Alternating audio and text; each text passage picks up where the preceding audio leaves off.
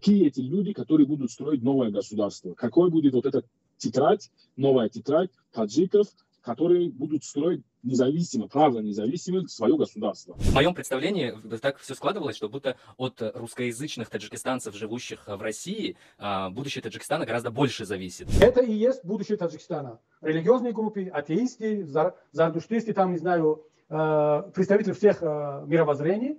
Который будет связывать одна родина. Одна родина. Мы обречены быть вместе. Таджики, участвующие, которые имеют прошлое в ИГИЛе, и таджики, которые имеют прошлое в Вагнере, они равнозначны?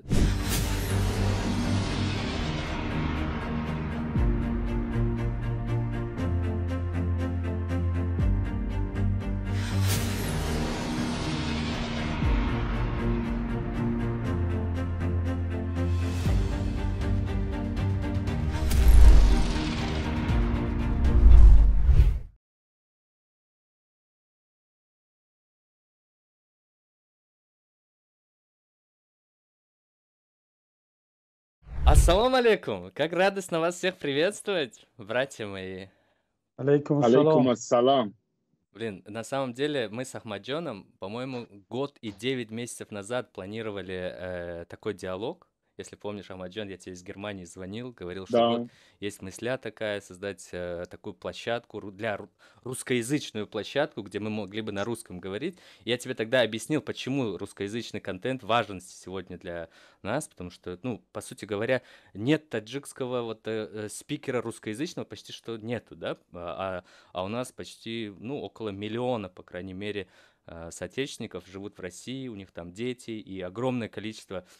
И ты знаешь много групп, где мы с тобой тоже сидим, таджики русскоязычные, которые сидим и говорим на русском. Я думаю, что Да. для этих людей тоже должно быть важно услышать, да, что происходит внутри таджикской политики, оппозиции, поскольку они все живут вот этим, знаешь, повесткой российской политики, как правило. Они все вовлечены там в Навального, Каца и прочего смотрят.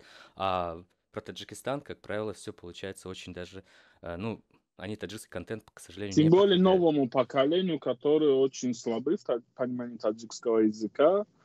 И для них тоже это очень важно, чтобы были программы на русском языке тоже. И это круто. Почему, ребята, вот хорошо, что вы на русском ведете программу или передачу, эфир. Почему не сделать двуязычную, там, таджикскую? Есть очень много вопросов, которые они практически не обсуждаются в таджикской части интернета, только на русском. И почему не обсуждать эти вопросы? Вы оба прекрасно владеете таджикским языком. Так что можно делать такие программы еще на таджикском. Думаю, что таджикская часть нашего общества нуждается не меньше, чем русскоязычная часть. Совершенно верно. Просто в моем представлении так все складывалось, что будто от русскоязычных таджикистанцев, живущих в России, будущее Таджикистана гораздо больше зависит, поскольку они рядом, они все равно чувствуют изменения в России, а изменения в России это непосредственно будет влиять на нашу страну. Я прав в своем утверждении, Акаджон? Я уверен абсолютно в том, что 99% таджикистанцев, которые понимают, говорят на русском, они также понимают, говорят на таджикском. Может быть, даже не очень хорошо, но прекрасно понимают на таджикском. Так что, если будет таджикский контент, то охват аудитории будет намного больше.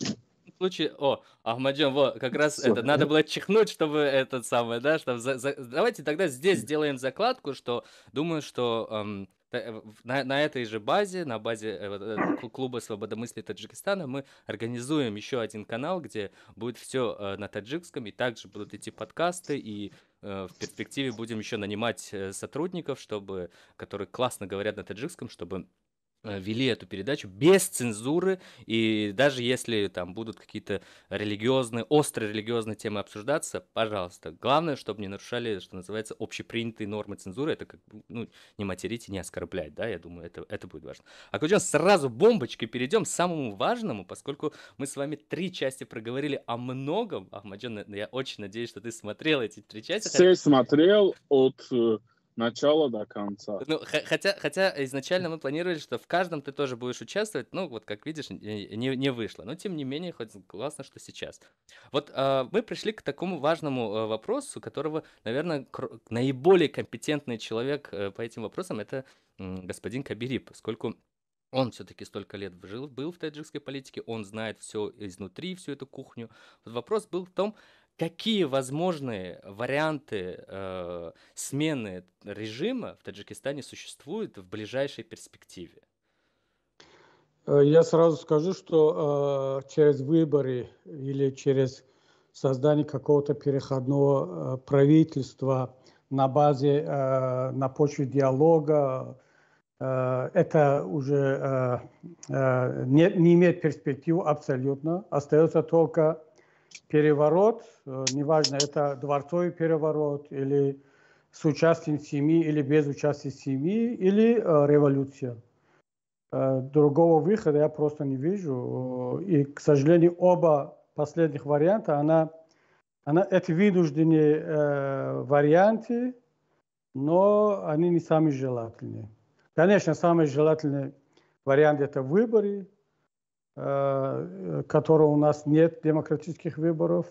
Также нет такого национального консенсуса, чтобы через диалог, через переговоры. Рахмона это не пойдет, конечно. Остается только надеяться на наименьшее, скажем, зло – это дворцовый переворот. Желательно без участия семьи со стороны части элиты.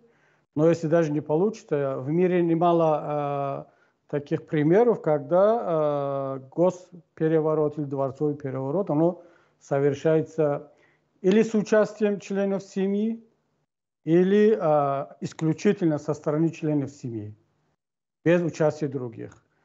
Это наименьшее зло, потому что в таком случае будет, вообще не будет никаких жертв, кроме того, что вот сам глава государства, он или будет арестован, или, например, в Катаре, он просто его отправили на покой, отдыхай и все.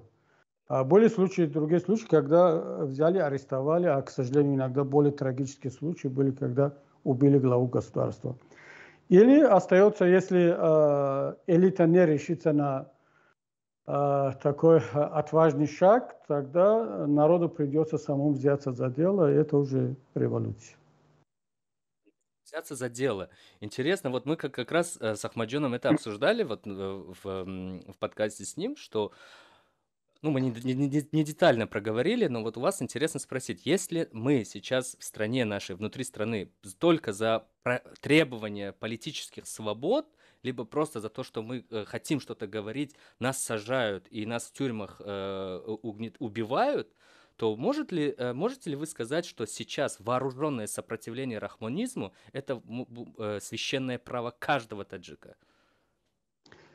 Это, я не знаю, насколько оно священно, но это право всех граждан Таджикистана. Это, может быть, не обязанность, но это право. Я, кстати, об этом всегда в последнее время, во время моих встреч с дипломатами, всегда говорю, что то, что позволено, разрешено афганскому народу, украинскому народу, белорусскому народу, я не знаю, Венесуэле, там, африканцам, почему не разрешено, не позволено таджикам, таджикистанцам? Потому что нам русские, да, не дают это, потому что мы собственность России из-за этого.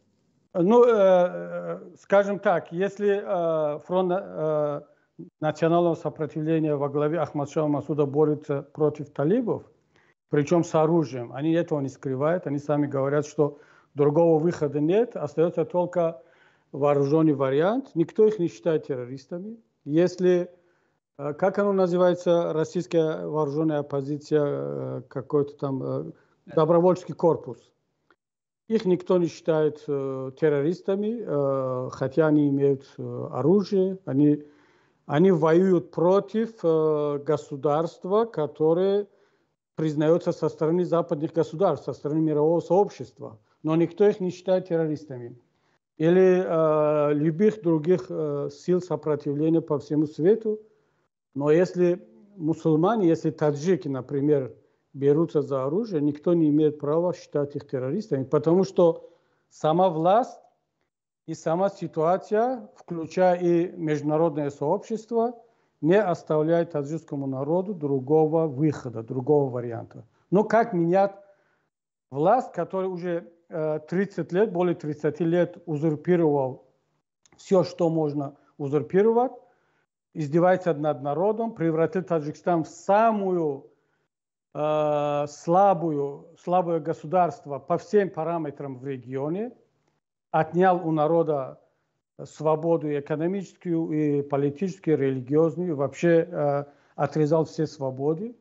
И в таком случае, что остается народу, как не идти на сопротивление? Конечно, желательно, чтобы это сопротивление было без оружия, и гражданское неповиновение, демонстрации, но в условиях Таджикистана это исключено, потому что за 30 лет Рахмон не разрешил ни разу гражданам выйти на демонстрации против правительства. Конечно, можно протестовать, выйти на демонстрации, если это против Кабири.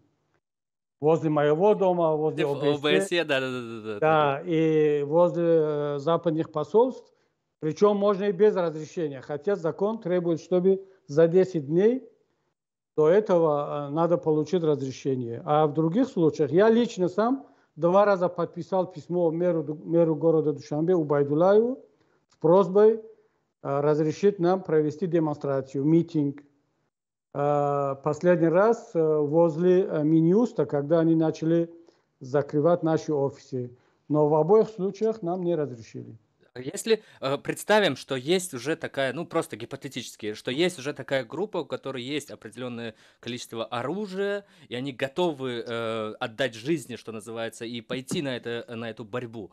Какие основные цели вы могли бы обозначить для этих людей, для того, чтобы немножко расшатать этот режим, для того, чтобы чтобы народ понял, что этот режим не такой уж и сильный, а он может ломаться?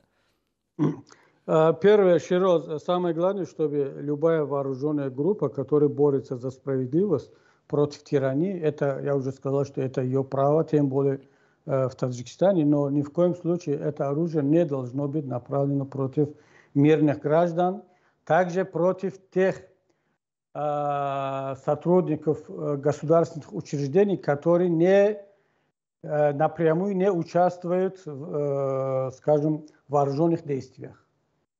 Например, сельсовет, джамоат, бригадир, другие сотрудники государственных учреждений, которые не вооружены. В таких случаях любое вооруженное сопротивление, оно должно придерживаться международному оно называется международные нормы или международное право при конфликтах.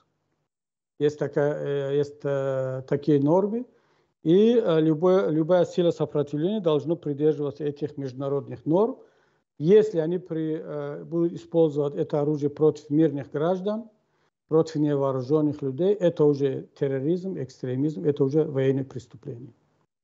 В любом случае, когда идет война, все-таки этого не избежать. Понятно, что если люди какие-нибудь просто даже нерелигиозные, абсолютно далекие от религии, просто которые устали от этого рахмонизма, да, который вот тут уже стоит, у нас действительно даже света нету, вот каждый день новости, по 4 часа света дают людям, и все еще все молчат. Но если вот уже люди абсолютно светские в какой-то момент будут брать оружие и идти, ну, вы все равно как-то ушли, Акоджон. Вот конкретно, понятно, что вы сказали тех, кого не надо, а кого надо.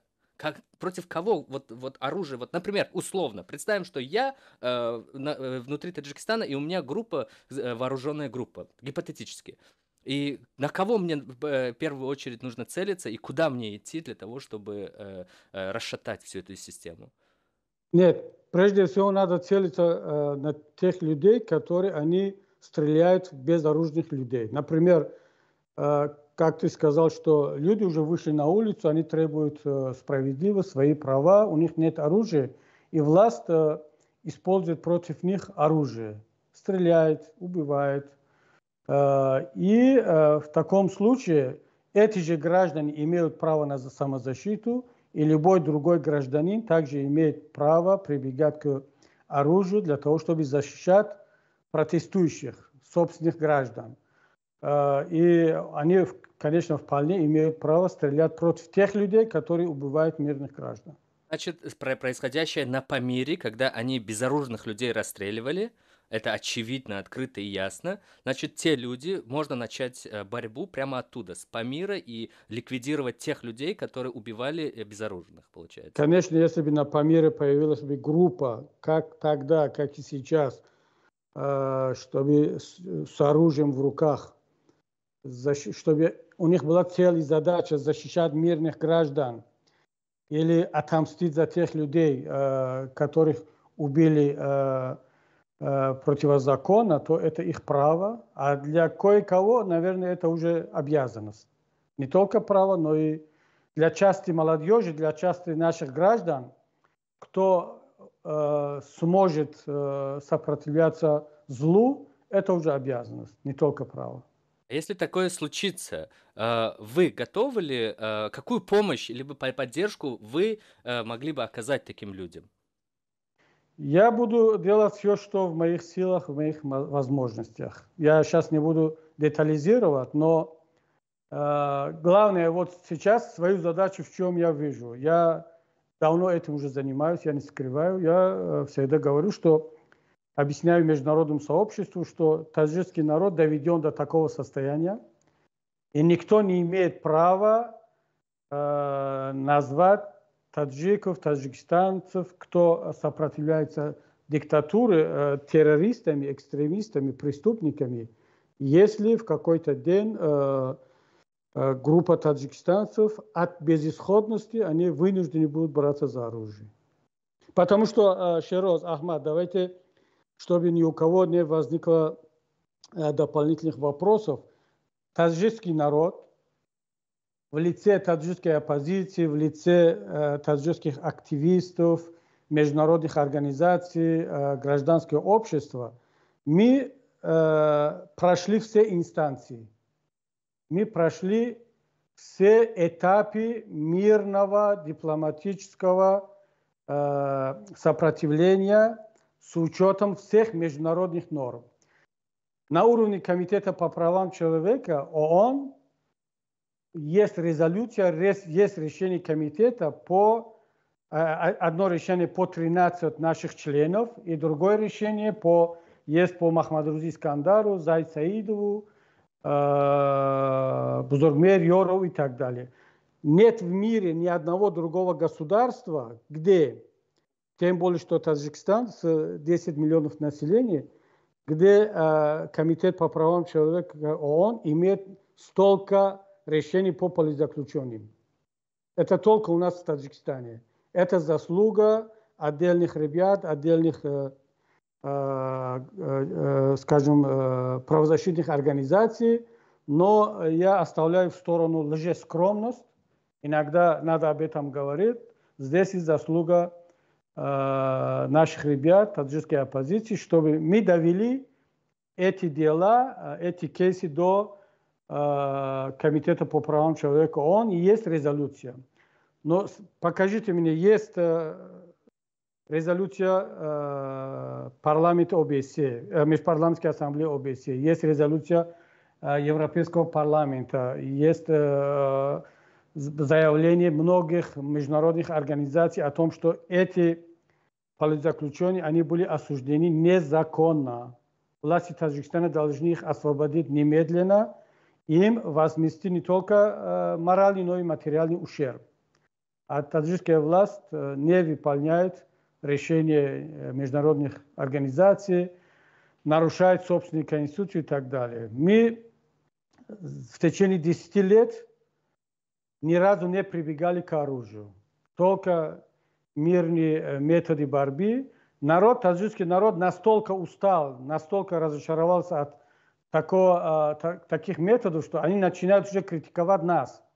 Что мы какая-то беззубая оппозиция, только бла-бла, только эфиры, дипломатические встречи, никаких результатов. Я считаю, что таджикский народ имеет право на такую позицию, на такое мнение. И поэтому сейчас, когда все мирные механизмы борьбы, они безрезультатные, у таджикского народа не остается ничего, кроме как прибегать к более радикальным методам борьбы. Причем, я еще раз повторяю, что радикальные методы борьбы, это еще не означает, что эти методы, они нелегитимны. Они вполне легитимны, они соответствуют международным нормам. Любая нация, любой народ, любая группа людей имеет право на самозащиту, включая таджикский народ. Кстати, об этом написано, я сейчас не помню, по-моему, 51 статья Устава ООН, что любая нация имеет право на самозащиту. Так что тут радикальные методы не означают нелегитимность. Если таджикский народ прибегает к более радикальным методам, это вполне легитимные методы. Тем более, что борьба против тирании, против зла, против диктатуры, она всегда исторически считалась легитимной. Блестяще. Значит, получается, группа, я знаю как минимум парочку людей из Таджикистана нашего, которые сейчас в Украине воюют против России. Условно говоря, даже эти же ребята, получив боевой опыт в будущем, могут так или иначе оказать существенное содействие в том, чтобы уже прибегнуть к радикальным мерам, потому что у нас уже не осталось другого пути, да, кроме как так бороться. Можно, конечно, сидеть, мы можем еще десятилетиями сидеть в Европе, рассказывать о том, как у нас плохо, но мне кажется, что Вот настановит... Да, Ахмаджан. это вот второй этап действия оппозиции. Я согласен с господином Кабири о том, что на самом деле таджикская оппозиция, она дала огласки многим делам, то есть и даже вот последнее похищение громкое Суроба Зафара, и то есть мы хотя бы как-то, да, помните, да, мы с Акай Кабири увиделись в Вене, где было заседание ОБСЕ по преследованиям, пыткам, похищениям, да, Да. И, то есть, и там мы все пытались это донести, то есть не отходя от кассы. То есть прошло несколько недель после пропажи, и мы уже стучимся в международные эти. То есть вот эти этапы мы прошли. Второй этап, вот для меня, простого человека, мигранта, не политика, для меня, я не вижу больше, вот я не могу себе представить, ждать возвращения моего друга, Суроба Зафара из тюрьмы 30 лет. Ну, с чего? Я этого человека знал лично, много лет с ним дружил, никаких не политические дела, а именно человеческая дружба. И этот человек не был террористом, он не призывал к чему-то плохому, он в жизни никого не убил, там, ни у кого не воровал, то, что он сказал в суде. И этому человеку дают 30 лет только за политические свои позиции и ведение политических дел. То есть мне ждать его 30 лет, либо мне рвать просто эти решетки и вытаскивать своего друга. Что я могу сделать, чтобы вытащить своего друга? Что может сделать там Фируз Хаид, чтобы вытащить своего уже старого отца?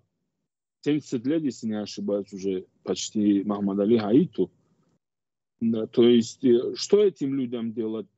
Этот этап разговоров прошел, я согласен с господином Кабири с этим. Знаешь, и второй этап. Хочу спросить, что второй этап? Если вот это будет радикальный подход к решению проблемы, что должна сейчас делать оппозиция? Какой будет второй этап действия оппозиции? Ахмад, я не знаю, вот Шероз, наверное, себе не считает оппозиция, ну, это уже ваше... Акаджон, одну секундочку перебью вас, Акаджон. Я за это дело год в тюрьме отсидел. Я не то, что жажду справедливости, я жажду правосудия над теми, в частности, над Рахмоном, который именно создал такую систему, при которой меня за безобидное интервью хотели посадить на 15 лет. Поэтому я жажду правосудия, равно как и Ахмаджон, как и все. Я о другом, Шероз. Да. Что ты жаждешь правосудия, ты борешься, это хорошо, молодец. Я говорю о другом. Вот Ахмад ставил вопрос, ну, то есть, какие планы у оппозиции, если я правильно понял, что делать, что будет делать оппозиция. Да. Мой вопрос, встречный вопрос. А вообще, когда мы говорим о оппозиции, кого имеем в виду? вот Шероз, Ахмад, там, такие как вы, ребята, вы считаете себя частью оппозиции или вы считаете себя вне оппозиции? Вообще, какой статус у вас? Вот для меня это очень интересно, потому что многие люди, они думают, что есть власть в лице Рахмона и команды, есть оппозиция в лице, скажем, Паймона или Нахзат, группа 24, все. А мы, хотите того или нет, я не знаю, сколько процентов вообще охват власти, сколько сторонников, но вот та политическая часть оппозиции, которая имеет структуры, там, политическая партия, коалиция или там группа 24, мы не составляем даже 1% населения. Поверьте, это даже меньше 1%. Основная масса недовольных людей, абсолютное большинство, такие как вы, одинокие волки, кто-то вот блогер, как Ахмаджон, дальнобойщик сам любит себя так называть, или журналист, там даже некоторые называют себя независимый эксперт, независимый политик. Это большинство. Вот когда мы говорим о том, что какие планы у оппозиции, у меня встречный вопрос. А эти планы оппозиции для кого? Вот вы будете участвовать в разработке этих планов? С удовольствием, конечно. Почему? Потому что вас большинство, в отличие от нас, которые так или иначе имеют какую-то структуру, мы в меньшинстве. Но от нас спроса побольше, чем от вас. Это мы всегда отвечаем на ваши вопросы, на вопросы общества, даже правительства. А ваша задача якобы только заключается в том, чтобы ставить вопросы, критиковать, ставить вопросы, требовать. Нет, ребята, когда дело дошло до такого состояния, что народ должен бороться, все уже. А оппозиция это всего меньше 1% общества. Разве может оппозиция, она способна на чего-либо серьезное, если она меньше 1%? Любое сопротивление, любая революция, это минимум от 3 до 5% населения должно вставать, должно быть готово. Не 5, не 10, не 20, от 3 до 5%. Это формула любой революции, любое сопротивление. А таджикская оппозиция, она меньше 1%, а у вас более 5, более 10%. Я уверяю вас. Так что, когда мы говорим о планах, о будущем, об оппозиции, давайте оставим в сторону оппозиции, которая и так уже между собой не знают, каким образом еще может ругаться, переругаться. Но это другой вопрос. Давайте будем говорить о некой коалиции или какой-то расширении представителей таджикского общества, которые готовы к борьбе, к совместной борьбе. Вот тогда можно говорить о каких-то планах. Мы готовы со своей стороны не то что участвовать, но с учетом опыта, с учетом контактов, мы готовы, наверное, внести больше. Мы обязаны внести больше вклада.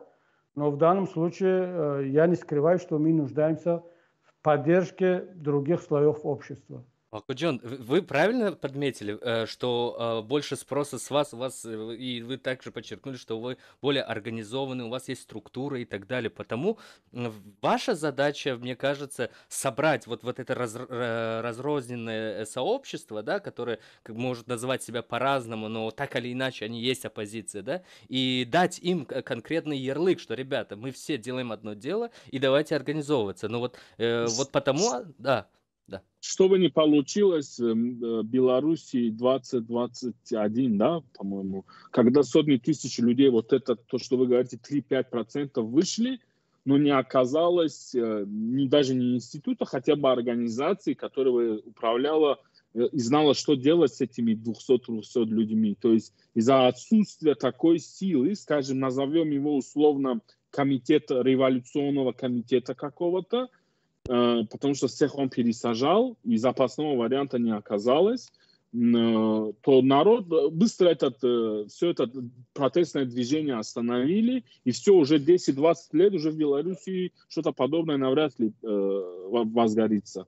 Поэтому, чтобы нам то же самое не произошло, когда люди будут в таком настроении, и вот это протестное движение повысится до 5%, чтобы запасным вариантом были те оппозиции, которые находятся в Европе по миру, то есть не в Таджикистане. Всех пересажают, что-то сделают, чтобы была группа, которая просто вторгнется в Таджикистан со своими вооруженными группами и будет контролировать все это, весь этот процесс и создавать, не знаю, там, временное правительство и т.д. и т.п. Вот что бы вы на это сказали? Я думаю, что любое сопротивление внутри государства, в регионе, оно, скорее всего, происходит без вмешательства, даже если с участием, то с минимальным участием зарубежной оппозиции. И ни одна оппозиция за рубежом сейчас, в нашем веке, не может, находясь за рубежом в Европе, издалека организовать там какие-то революции, сопротивления. Это раньше было 100 лет тому назад, большевики, и то, когда революционная ситуация давно назревала в империи, в России.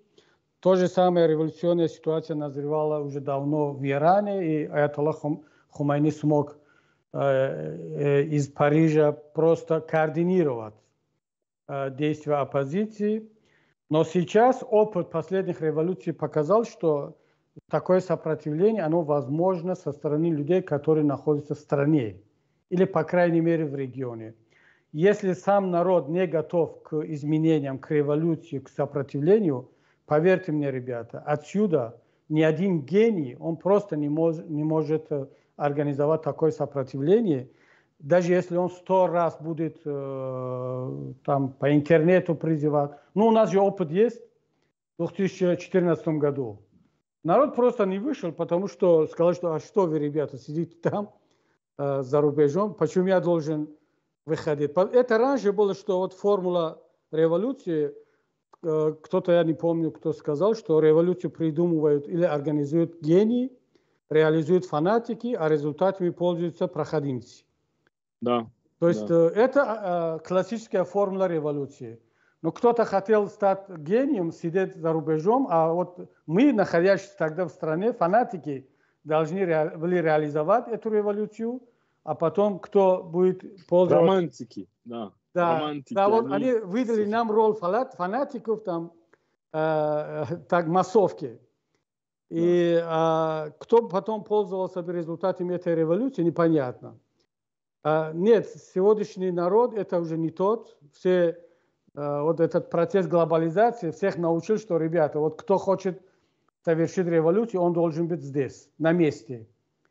И поэтому давайте будем исходить из того, что сам таджикский народ должен этого захотеть и должен созреваться до такой степени. Пока сам народ доволен, или пусть даже недоволен, но он терпимо относится к тому, что имеет, мы с вами отсюда, мы можем только объяснить, что, ребята, вам плохо там живется, посмотрите на мир, посмотрите, что с вами происходит. Но сказать им, что давайте, ребята, завтра выходите на улицу, это было бы неэтично с нашей стороны, и народ бы это серьезно не воспринимал.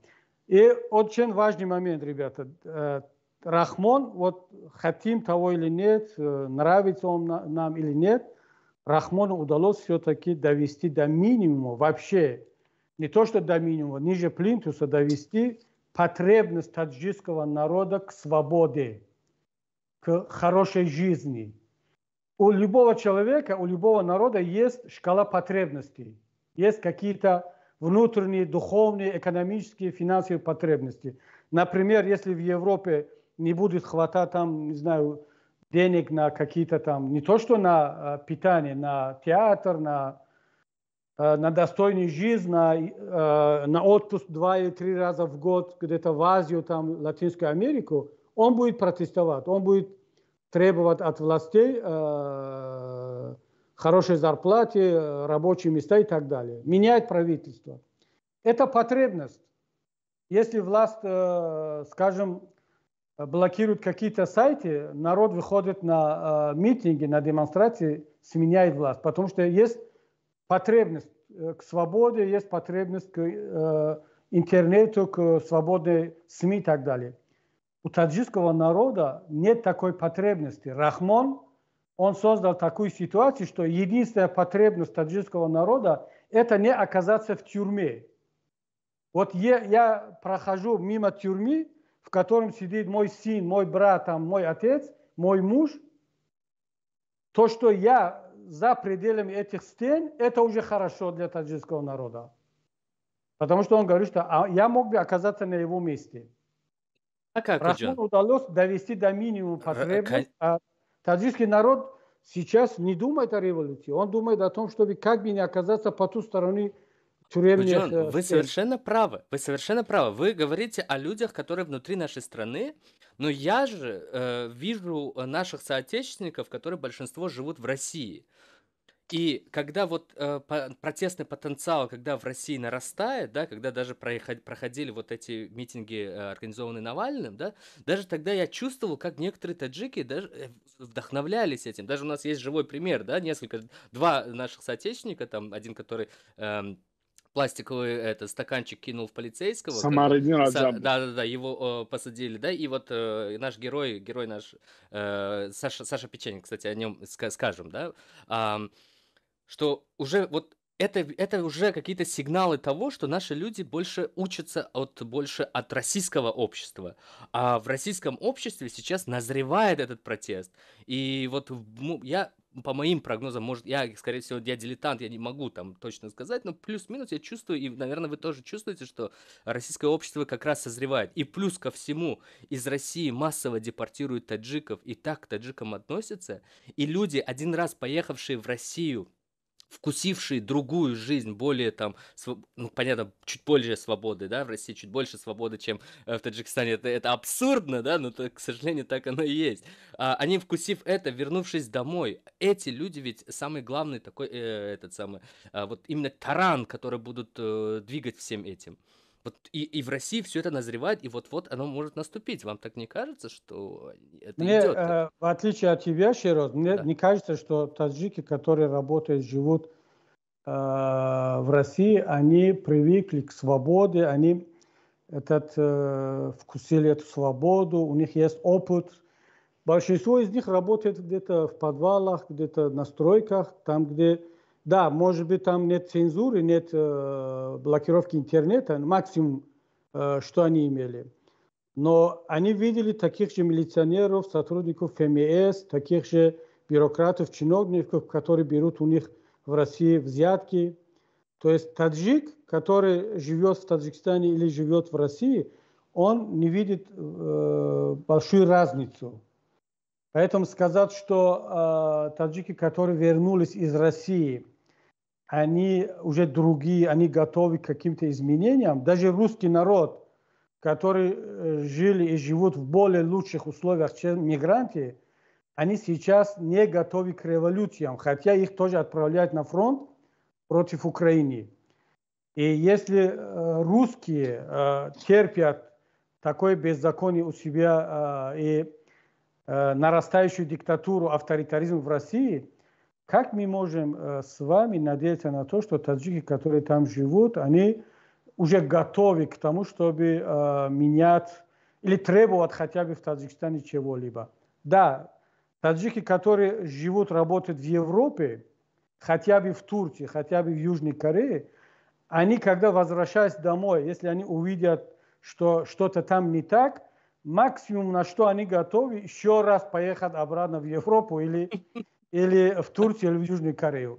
И даже они боятся за своих семей, за свою там детей, за свой бизнес, имущество, они не готовы присоединиться к каким-то сопротивлениям. Я думаю, что если там в Таджикистане будет какая-то революция, конечно, это для меня нежелательный сценарий, но это будет революция полуголодных, полуграмотных людей. А это очень опасно. Чем это опасно? Чем это опасно? Какие последствия вы видите? Это опасно, если как раз вот то, что вы сейчас сказали, что таджикская оппозиция за рубежом, если она вовремя не сможет контролировать, наша задача не входит в организацию революции. Наша задача входит в нашу задачу входит то, что мы должны вовремя контролировать сопротивление, не давать его перейти в хаос. Вариант Либии или Сомали. Это такой риск есть. И сможет ли таджикская оппозиция, если сможет обеспечить вот именно надлежащий контроль над революцией, это уже большая работа. Вариант Ливии, Акоджан, прошу прощения, Акоджан, просто уточнение, чтобы мы далеко не ушли. Вариант Ливии, просто за Муаммара Каддафи, за него воюют довольно приличное количество людей, которые довольны им. Но кто будет защищать рахмонизм и кто будет за него как-то заступаться, кроме как ближайшего окружения каких-то вооруженных людей? Нет, речь не идет о том, чтобы о сторонниках Рахмона. Я надеюсь, что за ним никто не пойдет, его никто не будет защищать.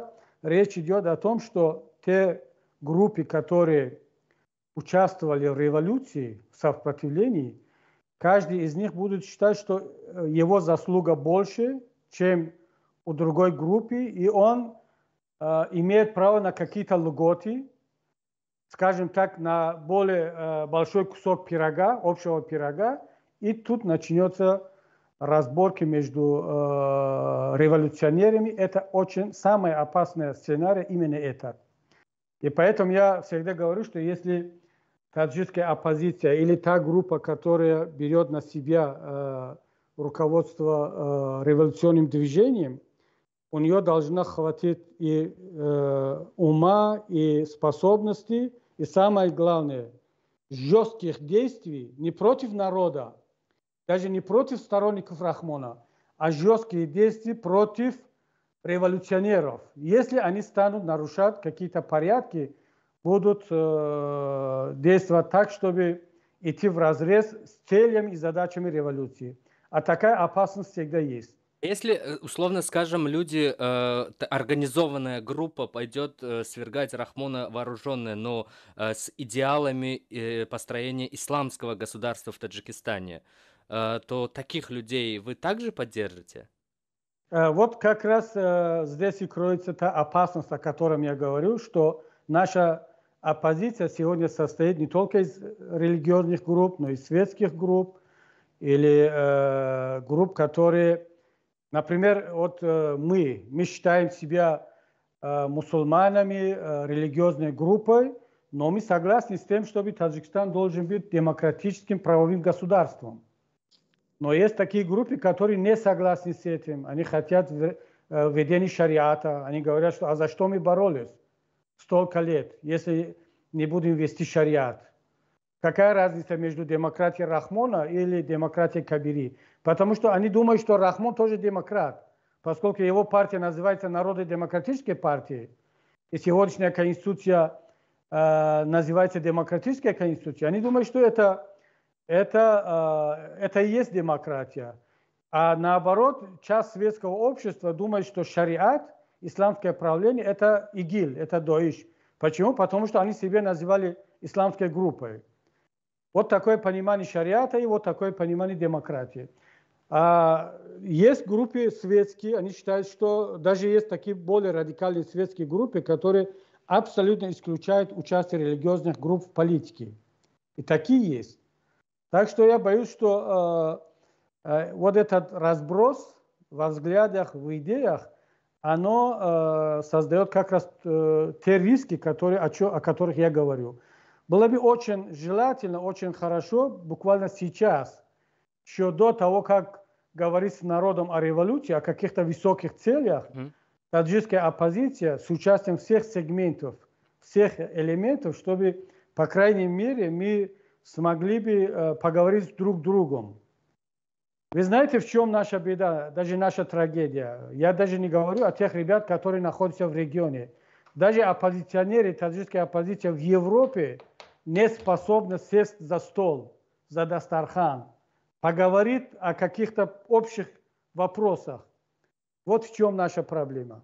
А мы с удовольствием критикуем друг друга в Фейсбуке, в Ютубе, но сесть за стол, сесть за чашечку кофе или чая, поговорить просто, давайте вот обсудить, в чем проблема, какой Таджикистан мы хотим в будущем.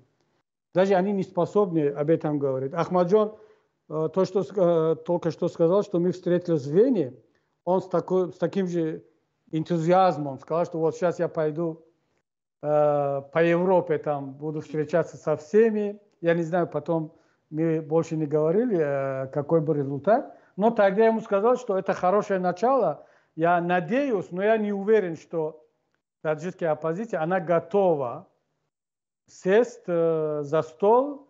Они найдут повод, любой повод, там, из истории, из современной жизни, там, лишь бы не сидеть вместе. А поводов очень много. Я со своей стороны всегда говорил, сейчас повторяю, что я готов везде, просто скажите, вот в любой день, в любое время, хотя бы за неделю, я сам приеду. И вот дайте номер телефона, я позвоню. То есть для меня нет границ, нет преград. Но не хотят, я не буду настаивать. Просто светские, вот именно люди, те группы, о которых вы сказали, что религиозных групп нельзя допускать к политической борьбе и, в принципе, в будущем к власти, да, которые там хотят там шариата и так далее, вот они считают вас лидером вот таких вот исламистов, которые там хотят там у нас шариат построить и всех женщин окутать там вот в эти прекрасные эти ткани, да, на голове. Вот это и есть страх, может быть? Может быть, ваша персона... Они меня хотят таковым видеть просто. Они знают, что это не так, но они просто хотят, потому что им нужен повод. Зачем мне встречаться с Кабири, поговорить, обсудить с ним какой-то вопрос, когда он радикал, он экстремист, он террорист и так далее. Хотя они сами знают, что это не так. Вы знаете, кто это?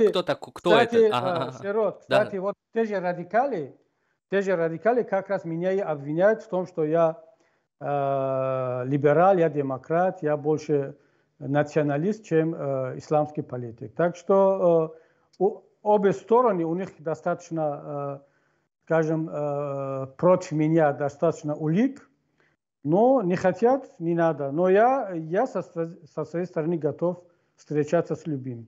Давайте вот попробуем выработать какой-то концепт, да, вот просто вот по ходу, вот что вы можете назвать какой-то концепт о том, как найти идеальный баланс для того, чтобы вот исламская группа, светская группа, чтобы она как-то смогла найти общие точки соприкосновения для того, чтобы двигаться дальше. Может, есть, вот, понятное дело, есть общая цель рахмунизм, зло, и его нужно устранить во что бы то ни стало, но вот все равно общая должна ведь... общее видение будущего какого-то выработать, чтобы оно устраивало и исламистов, и антиисламистов, например, ну так скажем. Ну давайте скажем так, у нас есть программа, которую мы подготовили, опубликовали. Я сам лично драфт, или как оно называется, проект подготовил, написал. Потом этот проект до публикации мы отправили экспертам, экономистам, политологам, чтобы они посмотрели, высказались там, редактировали. Если есть другая программа, это наша программа, программа Национального альянса. Если есть другая программа по общему видению, как они видят будущий Таджикистан, возьмем их программу, нашу программу, третью программу, положим на стол, прочтем, скажем, вот, ребята, у нас есть претензии, или они скажут нам, ребята, у нас есть претензии по этому пункту. Вот вы говорите, что будущий Таджикистан должен быть таковым, такая конституция, такая судебная система, образование и так далее. У нас есть претензии. Мы скажем, хорошо, давайте по этому пункту возьмем вашу программу. Если она лучше, давайте возьмем вашу программу. Из этих программ, 3-4 программ, у нас будет общее видение, общая программа, общая декларация, какой Таджикистан мы хотим видеть будущего. Если мы определились, пришли к единому согласию по общим параметрам будущего Таджикистана, тогда нам легче будет найти общий язык по каким-то второстепенным, третьестепенным вопросам. Но первый шаг, Шероз Ахмад, первый шаг должен быть хотя бы поговорить, посидеть, снять острые угли, смягчить позиции. Но если этого не будет, если люди даже на это не готовы, о каких переговорах, о о какой сотрудничестве можно говорить? У всех одна загвоздка, как вы напомнили, я в Европе покатался, встретился с разными людьми, которых тоже считаю, что они это такие важные люди, которые бы могли бы при желании построить вот этот круглый стол, да, и к чему-то прийти. Но у всех заканчивается на том, что вот мой конкретный вопрос, гипотетически вот что-то произошло и свершилась революция, и все, идет смена власти. Что потом? Кто потом? Какие эти люди, которые будут строить новое государство? Какой будет вот эта тетрадь, новая тетрадь таджиков, которые будут строить независимо, правда независимо свое государство? Которые, вот вы как говорите, мы заслужили, мы имеем право иметь свое государство со своим названием, со своей особенной конституцией. Пускай это не будет ни шариат, ни демократия. Но кто эти люди? Есть ли у нас такие люди? Они есть. Эти ребята сидят в тюрьмах. Эти ребята учатся сейчас в Гарварде, в Оксфорде. Эти ребята, даже есть очень хорошие специалисты, которые вынуждены работать в России. Чем ты плохо, ты хуже, чем других специалистов, ты сейчас дальнобойщик, работаешь в США. У тебя есть, я уверен, что у тебя, у Шероза, у многих других ребят есть навыки, есть возможности работать, жить в Таджикистане. Будущее Таджикистана в руках таких людей. Саакашвили смог построить за 3-4 года такое европейское государство. Он превратил одного из самых коррумпированных постсоветских государств. Я служил в Грузии. 1,5 года я был в Грузии. Азербайджан и Грузия это считались самыми коррумпированными республиками Советского Союза. Даже хуже, чем у нас в Таджикистане. Но Саакашвили за пару лет смог превратить эту коррумпированную власть в европейскую, довел до минимума уровень коррупции. Даже сейчас он сидит в тюрьме, но Грузия остается до сих пор одним из самых демократических государств региона, несмотря на то, что уже есть крен в сторону России, но все-таки гражданское общество настолько сильно, что не позволяет властью делать какие-то резкие движения. Это все заслуга Саакашвили и этой молодой команды, которых в основном он привел из Европы, из числа европейских грузинов, которые учились, жили, работали там. Кстати, я, по-моему, кому-то сказал, что я не помню, в какой год был, я прошел курс молодых лидеров США, и там как раз со мной в этой группе были представители Грузии, несколько министров, там ректор университета, все от 29 лет, максимум 35 лет, потому что конкурс был такой, чтобы до 40 лет. Участники должны быть не больше 40 лет. И все, несколько министров из команды Саакашвили, там глава областей, чиновники, они все ребята 29, 30, 35 лет. Они построили новую Грузию. И вот это такая команда у нас есть. Мы не должны думать, что вот если будет там какое-то изменение, обязательно там будут, скажем, представители духовенства, исламской партии, нынешней оппозиции. Нет. Власть, переходное правительство должно быть из технократов. Вот здесь очень важный вопрос. Мы вот когда обсуждали вопрос, кто будет контролировать вообще ситуацию, я вообще считаю, что переходное правительство, оно должно быть составлено таким образом, что изначально все, кто туда входит, особенно лидер, кто возглавляет это переходное правительство, они все должны знать, что они больше не имеют права участвовать в политической жизни. Их задача, вот если они патриоты, если они любят страну, родину, свой народ, свою нацию, они должны быть готовы к этому. Меняем власть, создаем переходное правительство, проводим конституционную реформу, готовим почву, фундамент для свободных выборов, и новая власть без участия революционеров, она будет дальше продвигать страну. Но эта конституционная реформа должна быть проведена таким образом, чтобы вот баланс сил, чтобы ни одна ветвь власти не имела доминацию над другой. Ни судебная, ни парламентская и ни исполнительная власть. Тем более президент. Полномочия президента должны быть урезаны. Если мы сохраним президентское правление, оно вообще-то идеально, на мой взгляд, должно быть полупрезидентское правительство в будущем. И что парламент имел возможность контролировать президента.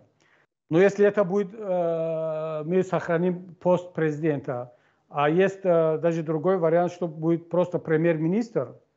Парламентский строй. Да, но поскольку вообще в традициях всех постсоветских государств, включая Армению, есть пост президента, я думаю, что будет неплохо, но полномочия у него должны быть сильно ограничены. И это должны быть абсолютно новые люди, но сама государственная система должна быть создана таким образом, что даже такой человек, как Трамп, или как Орбан в Венгрии, или как Эрдоган в Турции, приходя к власти, не имели возможность менять Конституцию и подогнать всю государственную систему под себя. Даже я думаю, что Трампу захотелось, наверное, судя по его, скажем, идеологиям, взглядам, он мог бы, например, если бы у него была власть, достаточно власти, поменять государственную систему, сделать примерно такой же, как в России, Вот, Акудзян, прошу прощения. в Турции. Но сама государственная система США этого не позволяет. И у нас в Таджикистане должна быть именно такая система.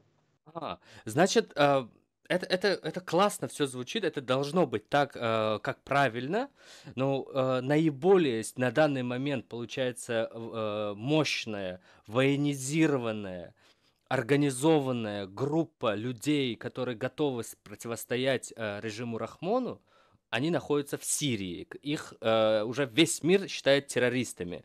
Я смотрю там в телеграммах, в инстаграмах, вижу их социальные сети, да, их группы вижу, где они там открыто говорят о том, что они готовы уже сопротивляться и биться, да, наверняка вы тоже о них знаете, не будем о них так вот детально говорить, просто я вижу, что у них есть оружие, и они в случае необходимости готовы прийти в Таджикистан. Вот получается, этих людей, которые они начнут, можем ли мы с учетом их прошлого называть террористами и противостоять им? Их деятельности. А кто, Широз, вот ты сказал, что весь мир считает их террористами. Кого ты имеешь в виду? Кто это весь мир? Если, скажем, Башар Асад или Путин считает их террористами, это не значит, что они террористы. Кстати, и Путин, и Рахмон меня тоже считают террористом. Наверное, и тебя тоже. Минимум экстремистом. Да. Ну и что? Я думаю, что вот этих ребят, таджикских ребят, которые воевали и сейчас находятся в Сирии или в других местах, да, кто-то их считает террористами, кто-то нет. Например, те группировки, которые находятся в Сирии, кто-то воюет под покровительством Турции, например. Кто-то даже сотрудничал с США против ИГИЛа, против Башара Асада. Так что там не все так однозначно.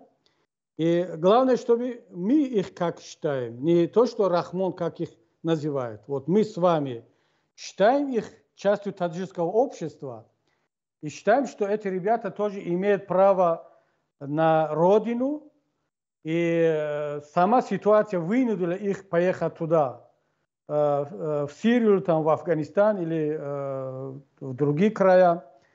И мы не должны закрывать двери перед этими людьми. Наоборот, мы должны дать им шанс и помочь им возвращаться в нормальную жизнь, в нормальную страну.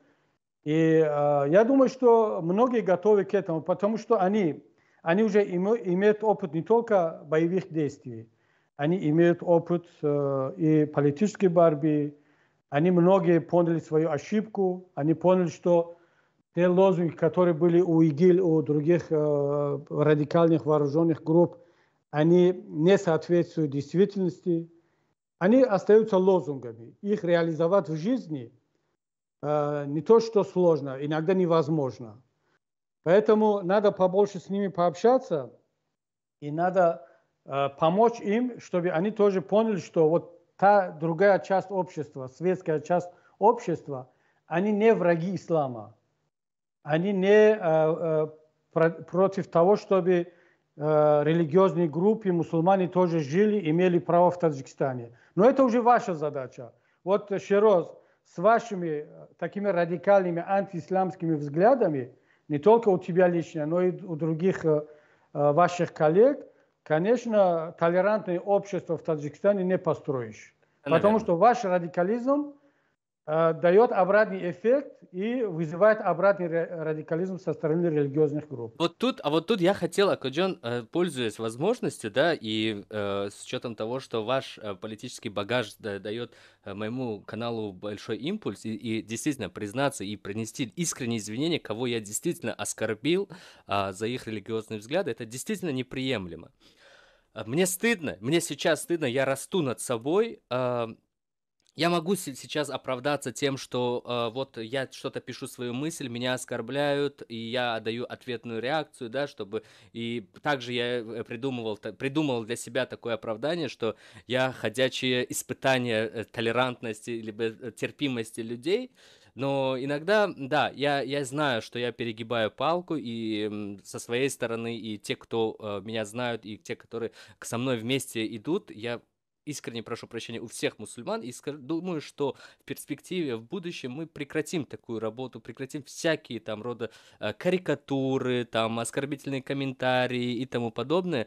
Именно я и делаю это, хотя в чем-то я, возможно, имею право там кого-то оскорблять, когда меня очень плохими словами оскорбляют, но отличие людей, стремящихся к диалогу, и людей нет, не стремящихся, в том, что люди, желающие изменения, они переступают через себя. Поэтому всех там, кто-то мне там писал, угрожали, говорили, ты там на коленях извинишься там за свои слова. И нет, я добровольно прошу прощения всех, кого обидел из-за религиозных взглядов. Потому, Акуджан, вот мы атеисты, да, которые действительно для нас, что ислам, христианство, иудаизм, для нас это одно и то же, да, для нас это безумие одного порядка, как я говорил в своих видео. Мы готовы идти слушать друг друга, но вот те ребята, о которых ранее я упомянул, которые в Сирии воюют, для них, что я, который вот сейчас покаялся, что вы, это одинаковые люди, как и Рахмон, которых нужно ликвидировать. Вот как с ними пытаться строить диалог, Акоджан? Дайте из высоты своей мудрости какой-то совет дельный для того, чтобы, применяя его, мы нашли общий язык. Да, Цвета Акай Мухиддина, если можно, я скажу, что я знаю несколько ребят наших, которые в Сирии, в которые в Северном Идлиб, если не ошибаюсь, Ака Северный Идлиб, да, он под контролем оппозиции свободной армии Сирии. И там есть ребята, очень нормальные ребята, тоже русскоязычные, таджики. Да, я тоже знаю. Да, и я с ними общался лично несколько раз, даже в некоторых проектах помогал там с оборудованием, ну, с чем мог.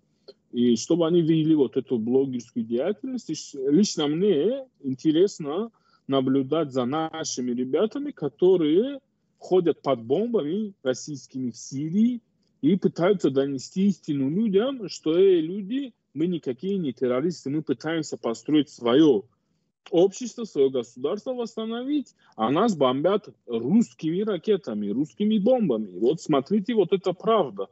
То есть не все ребята, которые в Сирии, они какие-то радикалы и люди, которые намерены уничтожать там атеистов, христианов или еще что-то. Но да, их основа – это религия, и эти люди в основном своем фундаменталисты. Но я думаю, что с такими ребятами можно прийти к какому-то консенсусу. Да, ребята, очень это вот приятно слышать от вас. И очень похвально, Широз, что ты извиняешься. Это говорит о мужестве. И это очень правильно. Ты не только растешь над собой, но и ты еще показываешь пример всем, кто оскорбляет других людей. И люди должны извиняться, и ничего плохого здесь нет. И знаете, вот меня тоже ругают сейчас, особенно после того, как я начал, вот мы начали эти беседы, ругают. Я, наверное, потерял несколько моих хороших сторонников, что я беседую с атеистом. Что вот Широз, он оскорблял чувства мусульман, ислам и так далее. И они думали, что я об этом не знал, я не знаю. Они хотели поставить меня в известность, что вот если ты не знал, что Широз такой, он не то что атеист, он еще оскорблял ислам.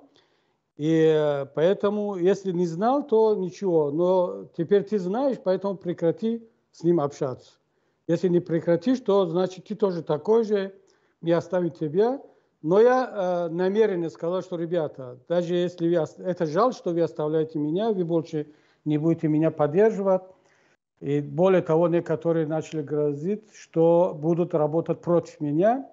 Я сказал, что, ребята, я буду дальше общаться. Более того, не только с атеистами. Вот Ахмад, наверное, не атеист, но он, скорее всего, агностик. Мы общались в Вене, немножко также беседовали на тему религии. Но я так понял, что, скорее всего, Ахмад агностик, чем обычный верующий или атеист. Если я не прав, он может меня поправить. Но это не важно. В Таджикистане есть очень много других людей, которые являются представителями различных мировоззрений, этнических групп, меньшинств, религиозных. И это Таджикистан. И если мы хотим построить в будущем Таджикистан, где все граждане, независимо от религии, национальности, мировоззрения и принадлежности к той или иной социальной, этнической группе, все будут гражданами Таджикистана и равными перед законом, то сейчас мы должны это как бы пробовать, научиться. Мы должны быть готовыми к тому, чтобы потом в Таджикистане найдем общий язык. Если я не буду общаться с атеистами, с моими согражданами, с агностиками, с зарастрийцами, с коммунистами, я не знаю, с кем угодно, как я могу в дальнейшем жить с ними, находясь в одном парламенте, в одном правительстве, в конце концов, в одной стране? Это невозможно. И вот те ребята, которые сейчас живут в Афганистане, в Сирии или где угодно, и давайте почаще с ним общаться, даже если они сейчас вас не примут, вас начнут оскорблять. Более того, они будут считать своим долгом, я думаю, что это их религиозный долг, в том числе мой религиозный долг, вас призывать обратно к исламу. Не обижайтесь. Это потому что я хочу вам добра и считаю, вот, наверное, вот вы будете, наверное, каким-то образом, если вы атеист, скажете, что ну, такой человек не должен быть среди верующих, он должен быть среди атеистов. Я тоже могу так думать, что вот такой умный, образованный Широз, молодой человек, полностью согласен. Да, если он будет мусульманином, если он будет в исламе, какую бы помощь он оказал бы нашему народу, Таджикистану, моей религии. Так что здесь ничего плохого нет. Если тем более эти ребята из Афганистана, из Сирии начнут вас призывать обратно к исламу, просто относитесь к этому спокойно, толерантно. С пониманием и терпением. С пониманием, да, с пониманием. И наша с вами главная задача, также задача тех ребят, которые там находятся. Кстати, я с ними не общаюсь, но знаю, я уже посмотрел несколько видео, я понял, что среди них есть очень грамотные ребята, которые прошли все этапы вооруженной политической борьбы, они созрели, тем более те, которые находятся в Сирии, потому что сама Сирия, это даже при Хафиз Асад, Башар Асад, там руководство алавиты, там есть и арабы, сирийцы, христиане, там есть шииты, там есть большинство сунниты. То есть это толерантное общество, диктатура, но народ, оно имеет опыт жить с соседом алавитом, христианином, там, шиитом и так далее. А это сильно влияет на настроение, на мировоззрение тех таджиков, которые там живут и работают. Так что я думаю, что перспектива хорошая, надо с ними поговорить побольше, сотрудничать. Это и есть будущее Таджикистана. Религиозные группы, атеисты, зардуштисты, там, не знаю, представители всех мировоззрений. Которых будет связывать одна родина. Одна родина. Мы обречены быть вместе, обречены сейчас, буквально завтра, послезавтра, побольше общаться, сотрудничать и найти общий язык. Удивительно, как Эмомали Рахмону удалось вот на каждого нацепить ярлыки и, да, и стравить нас всех между собой настолько, что вроде как мы люди одной национальности, да, выходцы из одного региона, вот люто якобы друг друга ненавидим. Ну, это с одной стороны кажется. Я, кстати, к чему я это говорю? Потому что вот есть две полярности. Одна сторона, ребята там чрезмерно верующие в Сирии, там, в Ливии, и другая сторона, такие же таджики, далекие от религии, они в Украине, да, они борются либо против России, либо за Россию. Вот такие даже есть, да, там на стороне Вагнера довольно много таджиков, пусть они найдут свое место там, где им надо, да. Но вот тут еще одна ситуация возникает теперь. Таджики, которые имеют прошлое в ИГИЛе, и таджики, которые имеют прошлое в Вагнере, они равнозначны для нас? Не мне судить, я не могу сейчас ответить на этот вопрос. Знаете, то, что я видел действия Вагнера по тем видеозаписям, которые были в соцсетях, они ничем не отличались от действия игилевцев. А даже по некоторым моментам даже хуже. Вот этот с кувалдой, как они убивали людей. Но если только для кого-то они имеют значение, что религиозные игилевцы, они религиозные, а вот вагнеровцы, они светские преступники. Поэтому если только критерий этого, ну, конечно, это несерьезно. А для меня, как человек действует, и независимо от того, какое мировоззрение, какая религия, и он осознает ли свою ошибку. Я не могу отвечать на этот вопрос, поскольку я не уполномочен, я не компетентен по этому вопросу, но я считаю, что надо просто дать людям возможность исправиться. И если он был в составе Вагнера, если он был в составе ИГИЛ. Например, сейчас таджикская власть, они вернули часть игилевцев и их амнистировали. Хорошо это или плохо, я не знаю. Даже некоторые из них, они попали даже сейчас в Европу. Вот власть их амнистировала, потом их отправили в Европу, и они сейчас находятся здесь. И они как раз работают против таджикской оппозиции. И опять, почему против таджикской оппозиции? Потому что это часть условий амнистии. И с другой стороны, они идеологически, даже находясь еще в составе ИГИЛ, они были против нас, потому что идеологически они считают нас муртадами, кафирами. Да.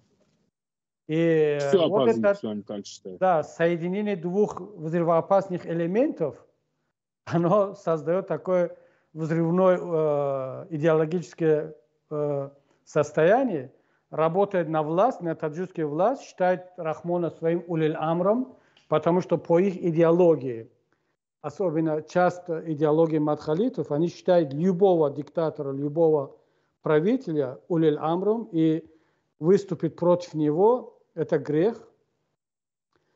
И поэтому вот такой интересный синтез идеологической составляющей и политической.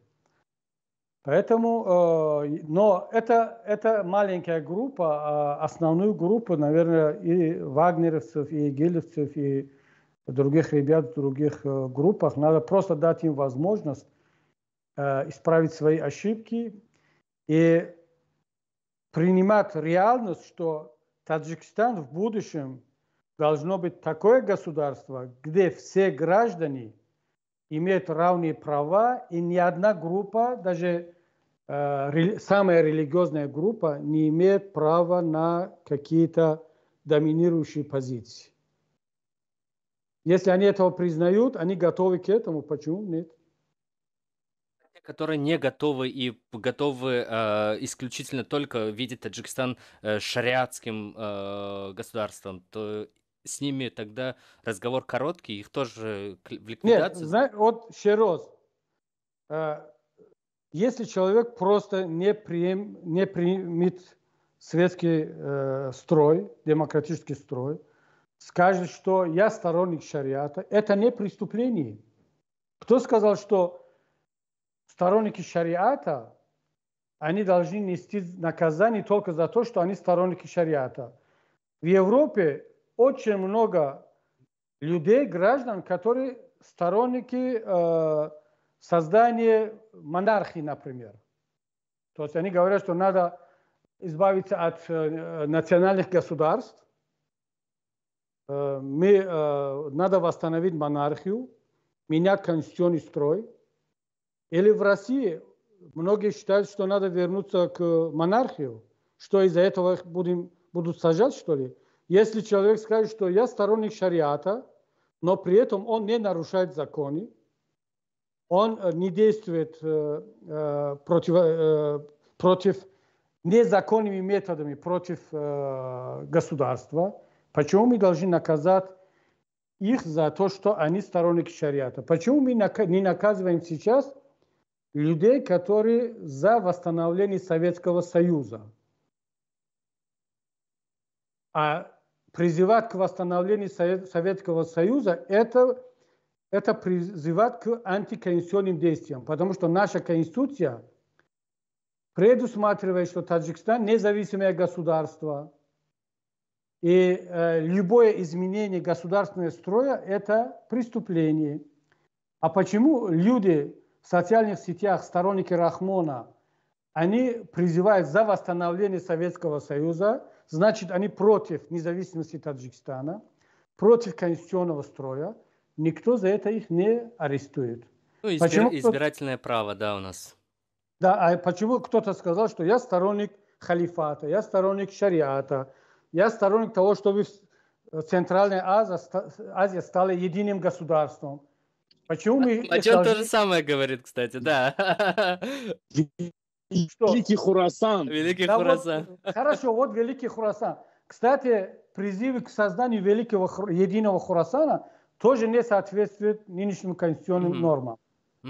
Что, из-за этого мы должны всех посадить, что ли? Вот у нас не должно быть никаких дискриминационных норм по отношению к религиозным людям.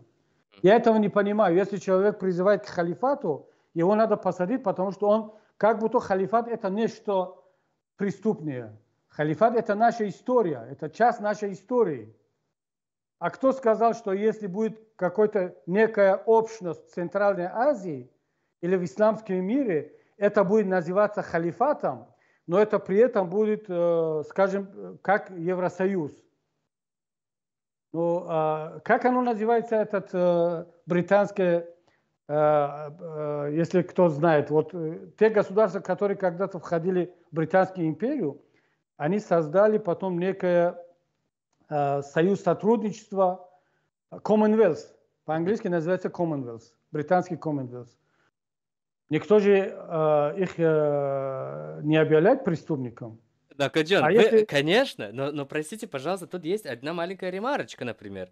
В современном мире, мы не говорим о далеком прошлом, мы говорим исключительно о том времени, в котором мы с вами живем и чувствуем. Да? История это тогда, когда там твои родители, твои родственники, живые люди могли об этом рассказать. Примерно об этом, если так рассудить. то именно что люди, сторонники халифата, наиболее показали, ну, такую репутацию кровожадных имеют, которые способны убивать и резать даже без зазрения совести, да, вот. Потому так сложилось, может, поэтому такое отношение к людям, желающим халифата. Вы знаете, вот идею халифата, конечно, я не сторонник создания халифата, потому что если создание халифата сейчас, это означает, что там будут доминировать другие этносы, другие группы, другие государства, далекие от демократии. Но представьте себе, что если будет сейчас исламский мир объединиться под неким знаменем халифата, там будут доминировать те арабские государства, где имеют нефть и большие деньги, но там речь не идет о правах человека, о демократии, о выборах. Я бы такой халифат не хотел. Но если это будет халифат, скажем, как Евросоюз, но пусть называется халифатом, там, Хорасаном, Эмиратом, неважно. Не в этом суть. Суть в том, что какая сущность у этого объединения. Но то, что вот идею халифат, которая изначально, исторически, это есть что-то позитивное в нашей истории, попал в руки ИГИЛ и Хизбут Тахрир, которые довели эту идею до абсурда. То же самое, когда идея арийства попала в руки Гитлера, и сейчас все боятся вот, быть арийцем, считается как бы, вот говорит об этом, говорит о том, что ты турок, ты монголоид, там ты африканец, это вроде бы ничего плохого здесь нет, если ты еврей или там, не знаю, китаец, а вот сказать, что, или славян, а сказать, что ты ариец, оно считается как-то сейчас очень признаком плохого вкуса, политического вкуса. Поэтому, почему? Потому что Гитлер злоупотреблял этим словом. И то же самое халифат попал в руки ИГИЛ, и сейчас все боятся этого термина, этого слова. Я считаю, что то же самое ислам. В Таджикистане слово демократия, оно уже стало как бы насмешище. Вот говоришь о демократии, тут же граждане, особенно молодежь, говорят, что ну, какая польза от демократии, если одна семья будет править 30 лет, а может быть даже 50 лет.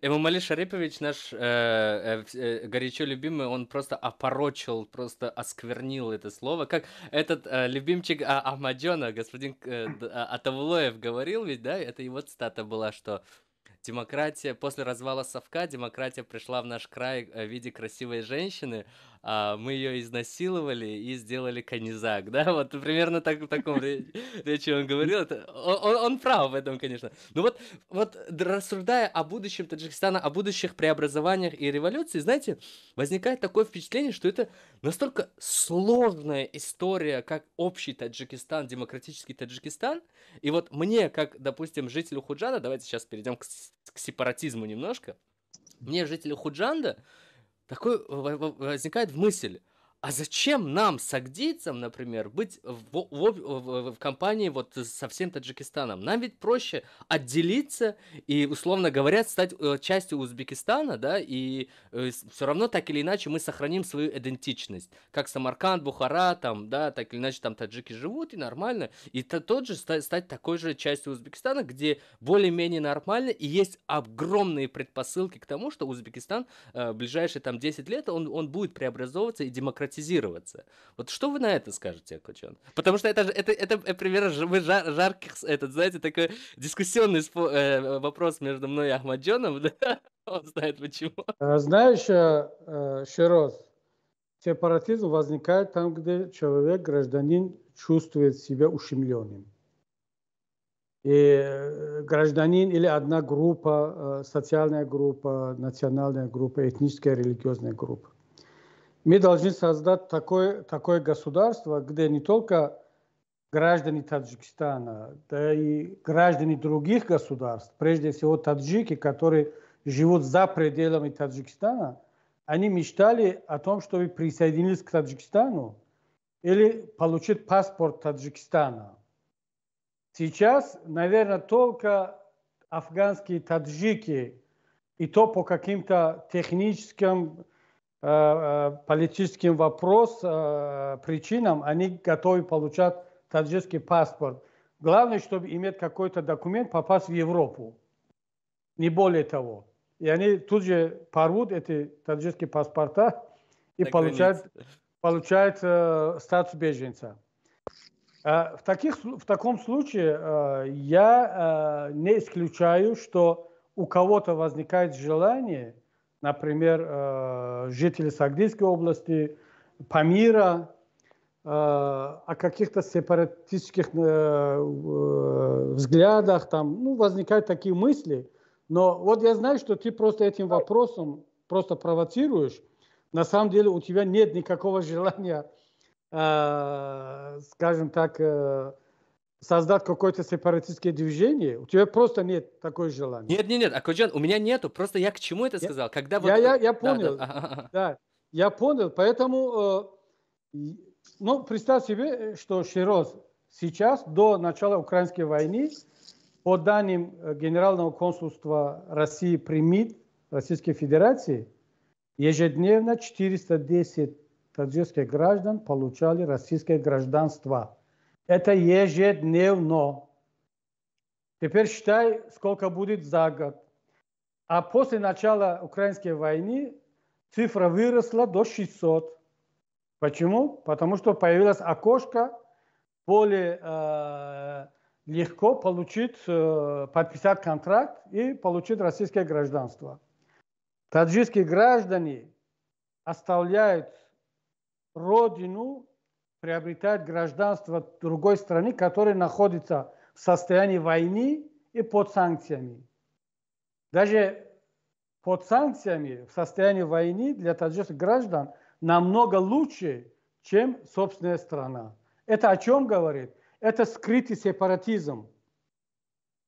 Это намного хуже, чем, скажем, если появится завтра какая-то этническая группа, там, социальная группа, скажет, что вот, если Таджикистан будет дальше двигаться, мы будем призывать присоединиться к Афганистану, там, к Узбекистану и так далее.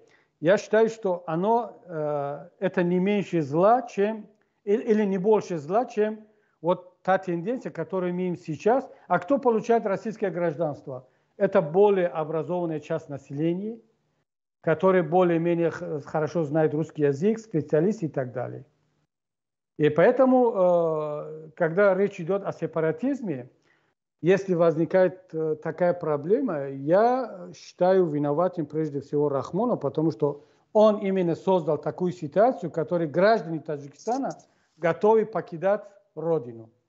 Акоджан, это неспроста возникла такая мысль, потому что я помню 2000-е годы. Вы наверняка тоже это знаете, я вот Ахмаджону часто об этом рассказываю, да, напоминаю ему, когда массово южане начали приезжать к нам на север, вы помните, да, там памирцы начали приезжать и так далее.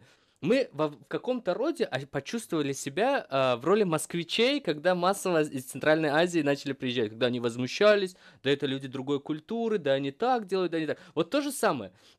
Южане, в частности, Кёлобиго, как мы их называли, для нас все были Кёлобиго, что Душанбе, что прочее, Кёлобиго называли, которые, они не вписывались в наш образ жизни, они вели себя крайне агрессивно и зачастую даже, которых я лично встречал, бескультурно, да, это не наш образ жизни был. И именно тогда, даже в школе, даже там среди каких-то старших родственников и так далее, я слышал разговоры о том, что, вот что это? Вы же видите, что это мы не один народ, типа. Что это южане, это другие. Мы больше узбеки, мы больше... Например, я, худжанский, поезжая в Буку, это небольшое поселение под Ташкентом, где в основном живут таджики, приезжая в Буку либо в Ташкент, я больше общности нахожу с ними, чем с таджиком, который приезжает с юга. Вот на этой почве возникают такие мысли, и тогда возникали, но они быстро исчезли, поскольку эти люди, которые так думали, они уехали все в Россию. Широз, я это прекрасно понимаю. Даже я, когда посещал Сагдийскую область, будучи лидером исламской партии, я встречался с нашими однопартийцами в Исфаре, Канибадаме, Ваште, в том же Хадженте. Я сам иногда попадал в очень неловкие ситуации. только из-за того, что вот есть разные, скажем, традиции, разный уклад жизни и так далее. Но так получилось, что в советские годы, когда из севера, из тогдашней Ленинабадской области, из Самарканда, Бухары, приезжали в Душанбе на юг, скажем, работать, учиться, там создавать какие-то производства. Южане, вот южные таджики, они были, наверное, скорее всего, более толерантнее к нахождению или присутствию представителей севера, северных таджиков, скажем так, не только Хаджента, но и Самарканда, Бухары, потому что их рассматривали не как кто вот понаехали из севера, а их считали как представителем советской власти, то есть представителем номенклатуры. То есть потому что они представляли не север страны, они представляли Москву. Они же туда поехали по назначению, по командировке, не потому что кто-то хотел просто оставить Хаджент, оставить Канибадам или Самарканд, Бухару, поехать в Душанбе, который тогда был просто кишлаком, даже не городом.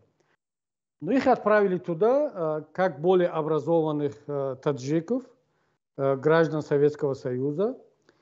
И поэтому их менее болезненно воспринимали, относились к ним, чем сейчас, когда южные таджики поехали на север, особенно после гражданской войны, и они уже не были представителями какой-то, скажем, советской власти или там мощное государство. Они были представителями одного клана, причем не самого лучшего клана, политического клана, который просто захватила власть, причем захватила власть, обманывая вот своих сагдийских партнеров, друзей.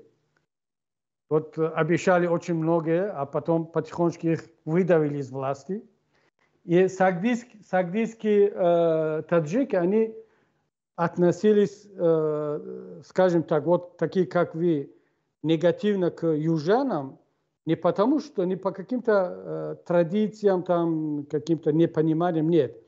Потому что сагдийцы, помню, что вот, как ты сказал, кулябцы, хотя это не кулябцы были. Это были представители, скажем, юга, которые узурпировали власть, и они обманули таджикистанцев, включая сагдийцев.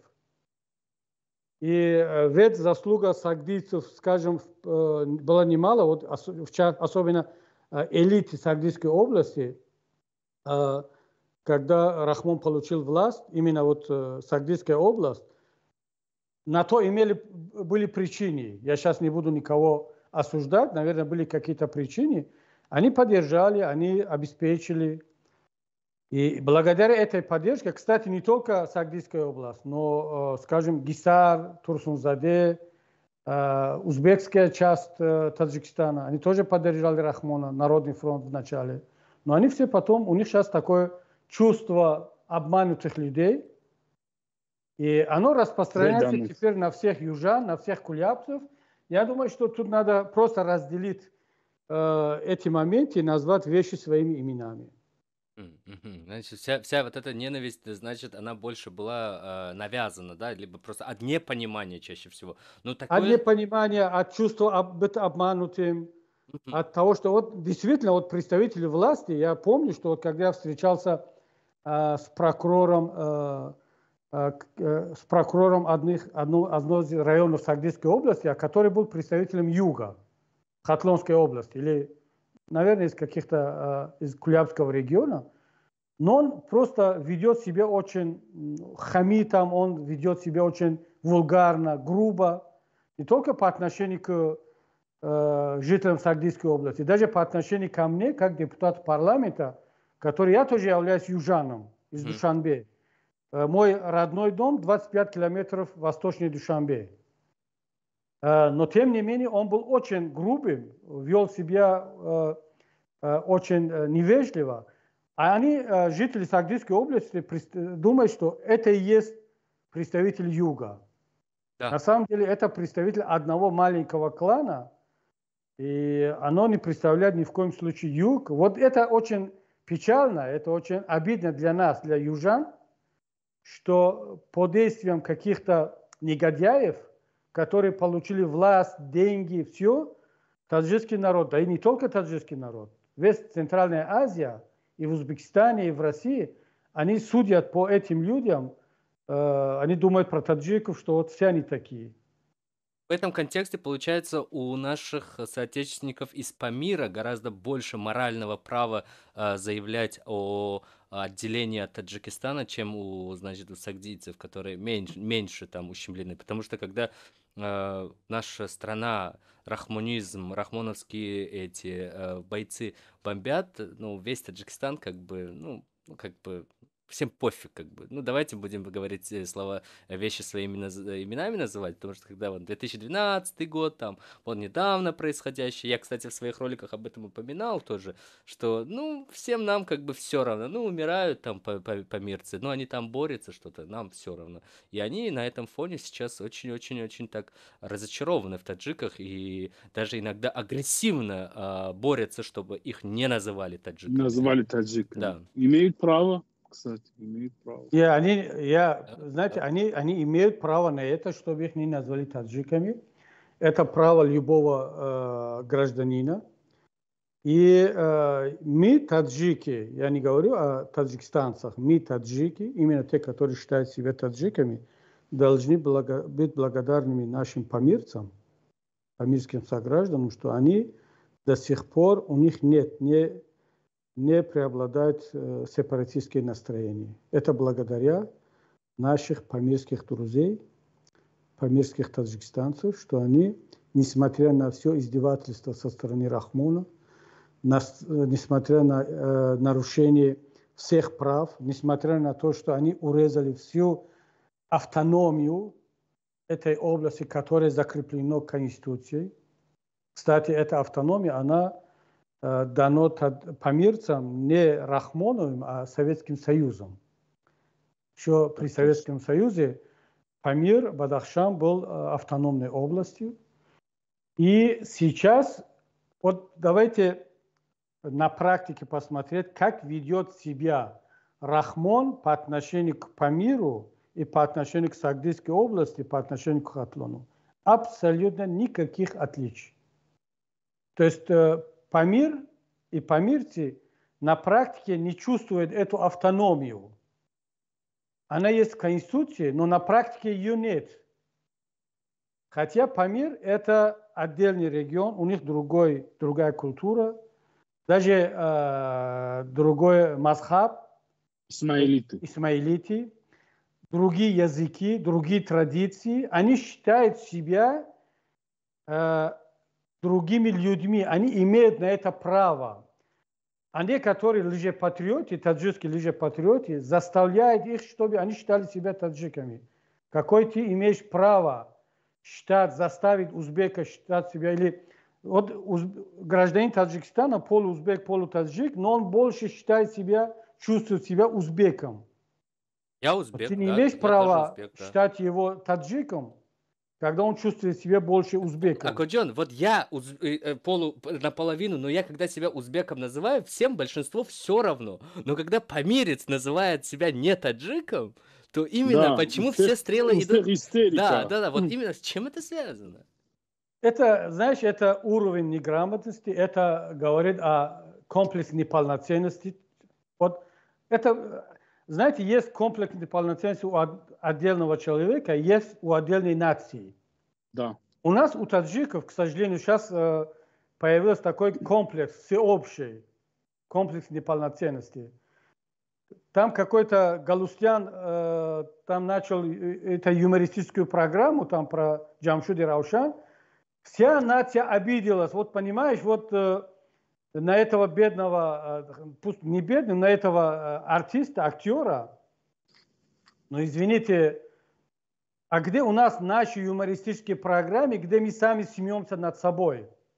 Где у нас такие программы? Евреи смеются над евреями, армяне, турки там, иранцы, все смеются над собой. Все сильная нация, сильный человек, он способен смеяться над собой. Да. Знаете, вот Самоироничен. да, мы нация каких-то с комплексом, вот боимся всего, воспринимаем любую критику, любой юмор, там, иронию за оскорбление. Надо пройти этот этап. Вот человек считает себя помирцем, ради Бога, я буду любить тебя как помирца. Или Ты Ширчоя, считаешь да? себя там лакайцем, вот лакаец, там, узбек, кунгуратов, там, неважно кто, узбек, там, туркмен, ради Бога. Пожалуйста. Поэтому вот, я не знаю, вот Рахмон, у которого комплексный полноценный, вот по всем параметрам. Вот человек, когда он окружает себя женщинами, там, когда они танцуют, он не допускает других мужчин рядом, ну, чувствует, что у человека комплекс. Может быть, в молодости у него были какие-то проблемы, там, с ним там не хотели разговаривать с женщиной. Но теперь в старости он окружает себя женщинами.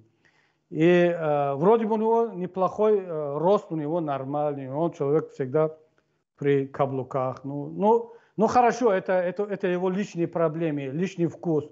Но он не имеет права перенести это на всю нацию, превратить таджиков, таджикистанцев в нацию с комплексом. Простите, Акоджон, есть такое еще выражение, которое очень известно среди, кстати, наших вот этих умнейших академиков, да, что народ получает такого правительства, правителя, которого заслуживает. То есть правитель – это отражение характера народа. Можем ли мы тогда сказать, что наш Эмомали Шарипович – это просто отражение характера нашего народа, а не пытаться его, допустим, думать, что он нас таким делает? Может быть, мы сами такие, и наш правитель такой же? Тут есть, еще раз, есть такой нюанс, момент, что Рахмон отражает сегодняшнее, нынешнее состояние народа. Но ни в коем случае таджика или таджиков исторического, которые имели... У нас в истории был Ковай Охангар, который он просто встал против правителя. А тот правитель был не хуже Рахмона, кстати. То есть у нас был Восе, который родом недалеко из там, где родился Рахмон, тоже встал против правителя, у которого налоги, кстати, он встал из-за налогов. И потому что там какие-то... Земельных поборов, да? Да, там у него не было каких-то политических задач и целей. А налоги Амир Олимхона или там другого правителя Бухари, там были не жестче, чем налоги Рахмона. То есть это таджикский народ. Но сегодняшний таджикский народ, нация, оно, наверное, соответствует Рахмона. Я думаю, что нынешние таджики, они просто не понимают другого правителя. Кроме того, поэтому я сказал, что лидер вообще правительства переходного периода должен действовать жестко, но ни в коем случае за пределами закона нет, но жестко. И народ Таджикистана должен иногда не через силу, а иногда вот жесткими методами мы должны народ привести к свободе, чтобы народ должен привыкать к свободе. Потому что если дать этому народу, который привык к диктатуре, к авторитаризму, сразу же будет либеральный правитель, демократ, и он не будет жестким, его сожрут. В первую очередь нужно будет установить диктатуру в сфере образования и насильно приводить людей в чувство и шприцами просто их образовывать. Я бы Один сказал, раз мы общались... Вот здесь очень такой момент, который нас могут неправильно понимать и потом использовать эти наши слова против нас. Я не сторонник диктатуры, тем более силовое воздействие на людей, но я сторонник диктатуры закона. Вот будет правило, если будет общее правило, общие нормы, и эти нормы должны диктовать. Причем как в Сингапуре, когда диктаторскими методами он посадил в тюрьму даже своих родственников, которые брали взятки в первые годы. Почему Сингапур сегодня одно из самых процветающих государств мира, причем демократических? Но изначально вот новое правительство пришло к этому через диктатуру, но диктатуру закона. Не диктатуру какой-то конкретной группы, а диктатуру закона. Поэтому, к сожалению, мы должны привести в чувство таджикский народ именно через жестких действий, что народ должен привыкать к свободе. На обывательской практике сказать, вот, например, я условный средний гражданин Таджикистана, как я должен на практике почувствовать вот жесткую диктатуру закона? Вот просто можете какой-то, просто пример какой-то привести, чтобы было понятно для среднего человека? Скажем так, если человек, вот средний человек приходит в джамуат для получения какой-нибудь справки. Вот сейчас мы в Европе, Ахмад в США, я не знаю, как в США, потому что в США был только в гостиницах и в университетах, в МИДе и так далее. А в Европе я бываю, если не ежедневно, хотя бы ежемесячно в какое-то государственное учреждение. И я там на себя чувствую вот, диктатуру закона. Бюрократия работает, закон работает. И мы должны ввести такое жесткое действие и в Таджикистане. Гражданин приходит в джамуат, с ним разговаривает система, а не конкретный человек. Неважно, это там за столом сидит мужчина, женщина, молодой человек, там, человек преклонного возраста, какого цвета кожи. Рядом, напротив меня сидит представитель бюрократии, представитель госучреждений. И я не имею права разговаривать с ним, или он, или она не имеет права разговаривать со мной, как два обычных людей. Он должен разговаривать как представитель власти. Я должен разговаривать с ним как представитель власти. На этом все закончено, все. А у нас как сейчас? Приходят, если там за столом сидит мой знакомый, односельчан, у меня один подход, а если там сидит незнакомец, там, или его, я извиняюсь, физиономия мне не нравится, у меня будет абсолютно другой результат. Я могу даже в один день не получить необходимый документ, я должен кому-то что-то давать, или он, или она заставляет меня бегать еще пару раз, потому что мы к этому привыкли, и мы это считаем как бы нормально. Вот если любому таджикистанцу скажут, что это ненормально, он этого не понимает. Он говорит, как это ненормально? Это вроде бы ничего плохого здесь нет. Даже он думает, что если вместо этой системы будет любая другая власть, будет такая же ситуация. И нам, таджикистанцам, в голову внедрили вот этот чушь, что придет любая другая власть, она будет воровать, будет назначать своих родственников, своих земляков. Просто мы будем терять больше времени, больше денег.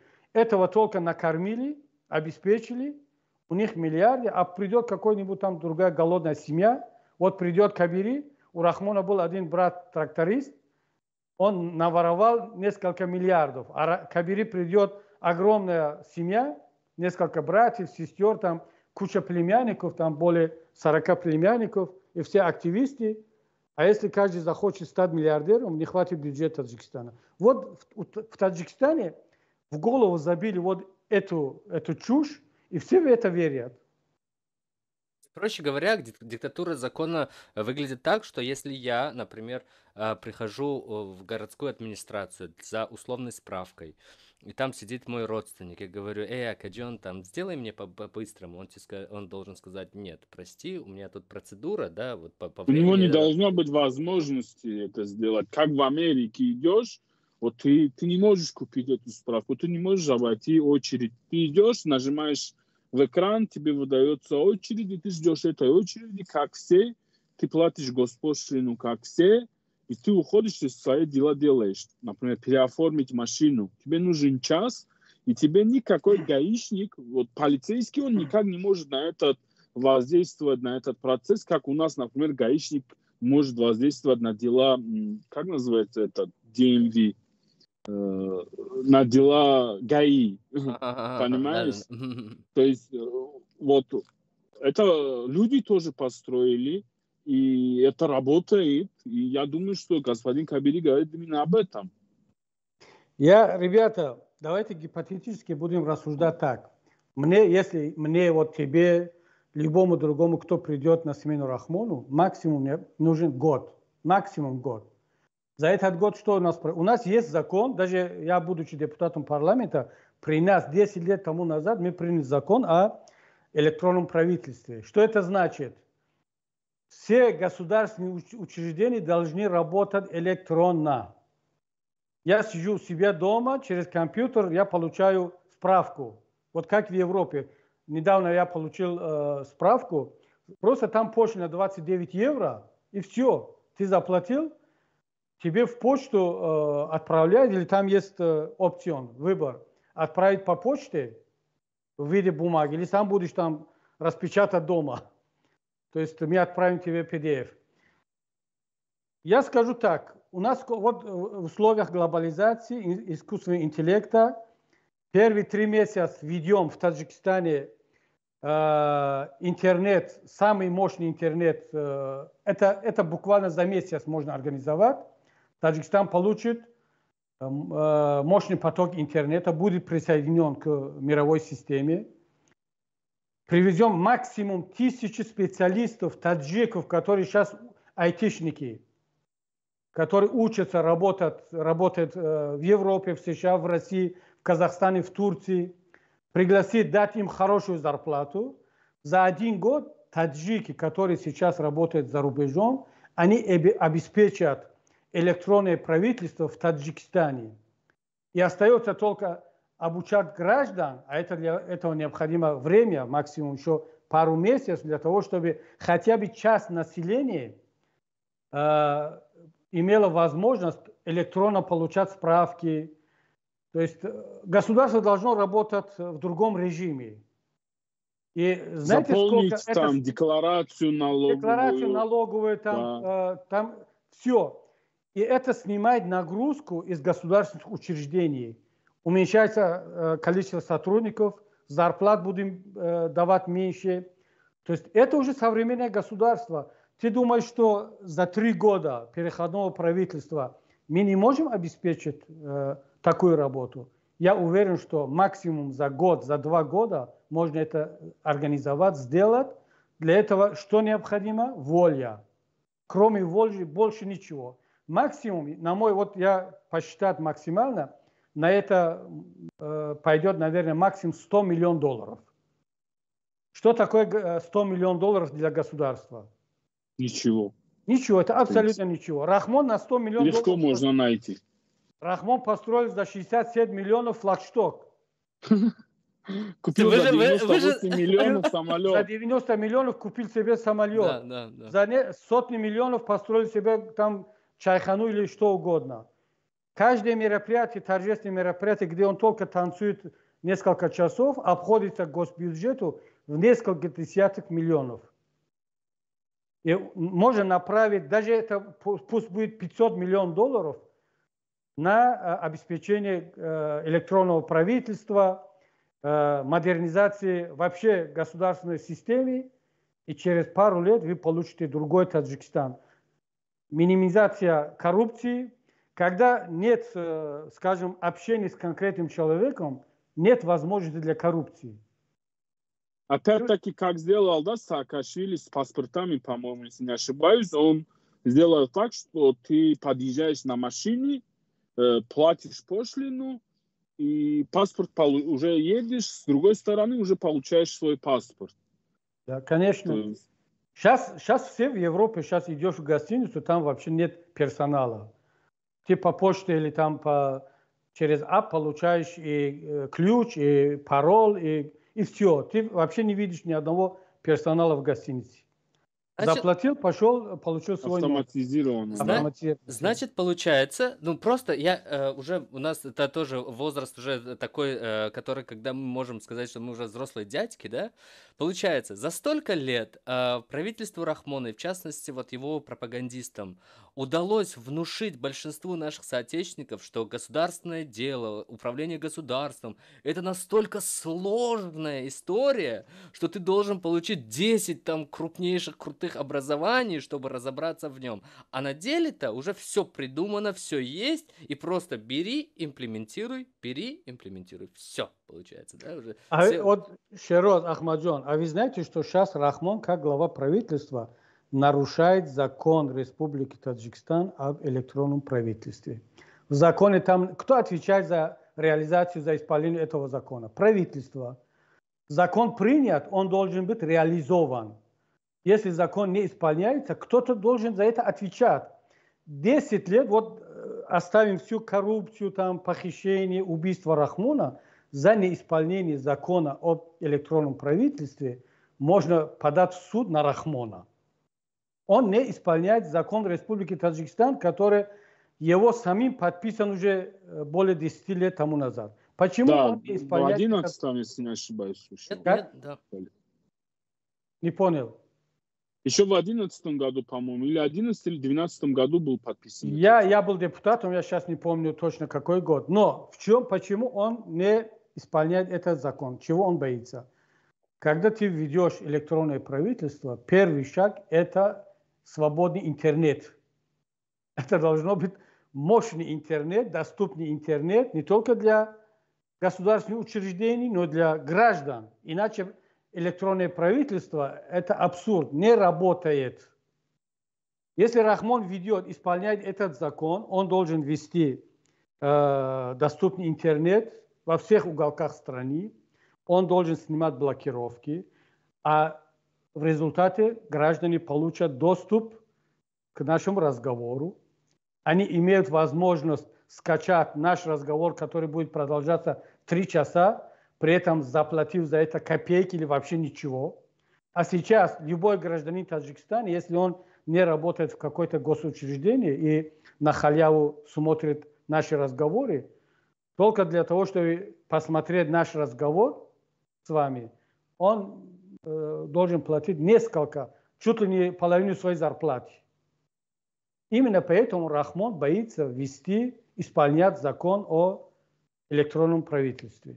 Это целенаправленная политика государства нашего для того, чтобы люди не имели доступ к глобальной Пока Рахмон информационности. есть, вот я через ваш портал скажу нашим гражданам, пока Рахмон есть, он управляет государством, таджикстанцы не видят ни модернизированного государства, ни современную государственную систему, ни электронное правительство. У нас будет сохраняться коррупция, будет этот феодальный строй с такими феодальными государственными системами, оно будет существовать. Потому что Рахмон просто боится свободного интернета. Наверное. Знаете, Акуджон, вот в заключение, да, что называется, мы сегодня у нас такой интересный, такой экзистенциальный вроде диалог получился про наши внутренние такие вопросы, проблемы, хотя изначально мы пошли, у нас пошло не по плану, и это даже к лучшему, Амаджон, да, это даже к лучшему намного, потому что мы о важных вещах поговорили и сделали заклад вообще, в принципе, на такую традицию, возможно, будущую традицию таких открытых диалогов, поскольку именно формат подкастов сейчас набирает популярность, и в России, по крайней мере, очень-очень популярно становится. Я надеюсь, что в нашей стране тоже оно оберет популярность. Получается, по итогу, если вот все, что мы сказали, если мы резюмируем, Акуджон, вот просто в один комок и просто одним предложением сказать, если, что нам, первое, необходим диалог со всеми слоями общества. Второе, понять, что Рахмон и то, что он создал, это абсолютное зло, и оно идет во вред всем. И если так получается, в контексте этого, есть ли хоть какой-то шанс того, что не с Рахмоном, а с его детьми, которые тоже являются непосредственно элитой нашей страны, да, это финансовая элита, так или иначе. Это, ну, не интеллектуальная, естественно же, да, я их лично некоторых из них там слышал, что они говорят, но тем не менее это финансовая элита. С ними хоть найти общий язык, хотя бы нам, новому поколению, поскольку вы, наши, что называется, представитель наших отцов, вы не смогли, к сожалению, сделать, дать нам того настоящего, которого мы заслуживаем, которого мы хотели бы. Вот есть ли надежда на его детей? Знаете, вот на Западе вообще в области политики есть такое выражение «never say never». Ахмаджон, наверное, знает. «Никогда не скажи никогда». То есть никогда не скажи, что нет невозможно. Нет ничего невозможного. Пусть небольшая надежда, но все-таки эта надежда есть. И хотя многие сомневаются, что его дети будут повторять или будут идти по его пути, но сама ситуация, сама вот международная обстановка, региональная обстановка, да и, наверное, обстановка внутри страны будет заставлять новое поколение вести себя по-другому. Наша первейшая задача, ребята, не допустить, чтобы после Рахмона кто-то из представителей его семьи возглавил правительство или страну. Надо закончить дело при самом Рахмоне. Вообще это первейшая задача. Надо делать так, чтобы именно государство, система, его правительство вместе с ним и вместе с этой ушло под землю. Да, они ушли из власти. То есть, но если так получается, так получится, что нет, он все-таки передал власть своим детям после смерти или при жизни, неважно, то ведь мы не должны быть такими глупыми, такими, скажем, безответственными, сказать, что нет, раз мы пошли против этой семьи, против его отца, то для нас главное, чтобы вот быть против этой семьи. Но если они будут вести себя более адекватно и предложат какие-то реформы, скажут, что да, все граждане имеют право на родину, жить здесь, в стране, независимо от того, что было в прошлом. И при этом, мы, если будем настаивать на то, что нет, мы не будем вести диалог, это было бы глупо, это было бы безответственно перед народом. То есть это просто по-детски, это несерьезно. Вернуть боли людей, которые отсидели в тюрьме, потеряли близких. Да, в тюрьме. Я даже однажды сказал, что если Рахмон скажет, что вот я уйду в отставку, скажет, что вот Кабири должен уйти в отставку, там вообще оставить политику, взамен мы освободим политзаключенных. Сегодня же я уйду в отставку, вообще буду объявлять, что я вне политики, все. То есть политика – это искусство возможного. Это не грубая сила, это не бить голову об стену. Нет, это искусство возможного. Почему я говорю, что есть надежда, когда моего внука Рахмон не пустил за рубежом на лечение, и замминистра здравоохранения объявила, что он, к сожалению, он умирает, он пусть умирает здесь, потому что нет надежды на его лечение.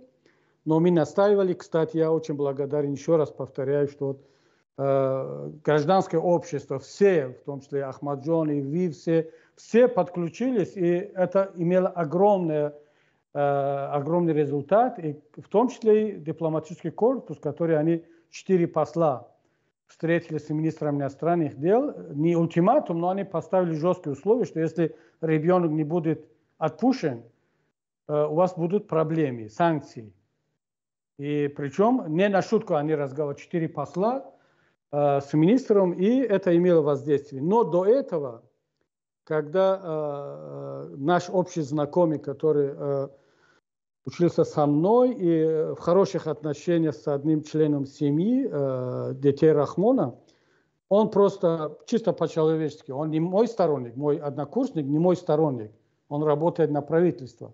Он сказал, что я разрешаю ему от своего имени, просто по его инициативе, ходатайствовать, попросить своего друга, члена семьи, дети Рахмона, чтобы они поступили гуманно, отпустили ребенка. Я сказал, что ты имеешь право, потому что на кону жизнь моего ребенка, человека. Я тебя не прошу о каком-то политическом акте. Это, если мой ребенок умрет, я буду чувствовать себя виновным, потому что я не разрешил тебе делать то, что ты смог бы. И он обратился, и действительно, дети Рахмона, они старались, я им благодарен. И потом они сказали, что они делали все возможное, но отец не разрешает. То есть я это сейчас говорю, у меня даже появился комок, потому что там, когда я услышал, что дети Рахмона стараются освободить ребенка, моего ребенка, но сказали, что мы ничем не можем помочь, извините, потому что отец не разрешает. Это он запретил.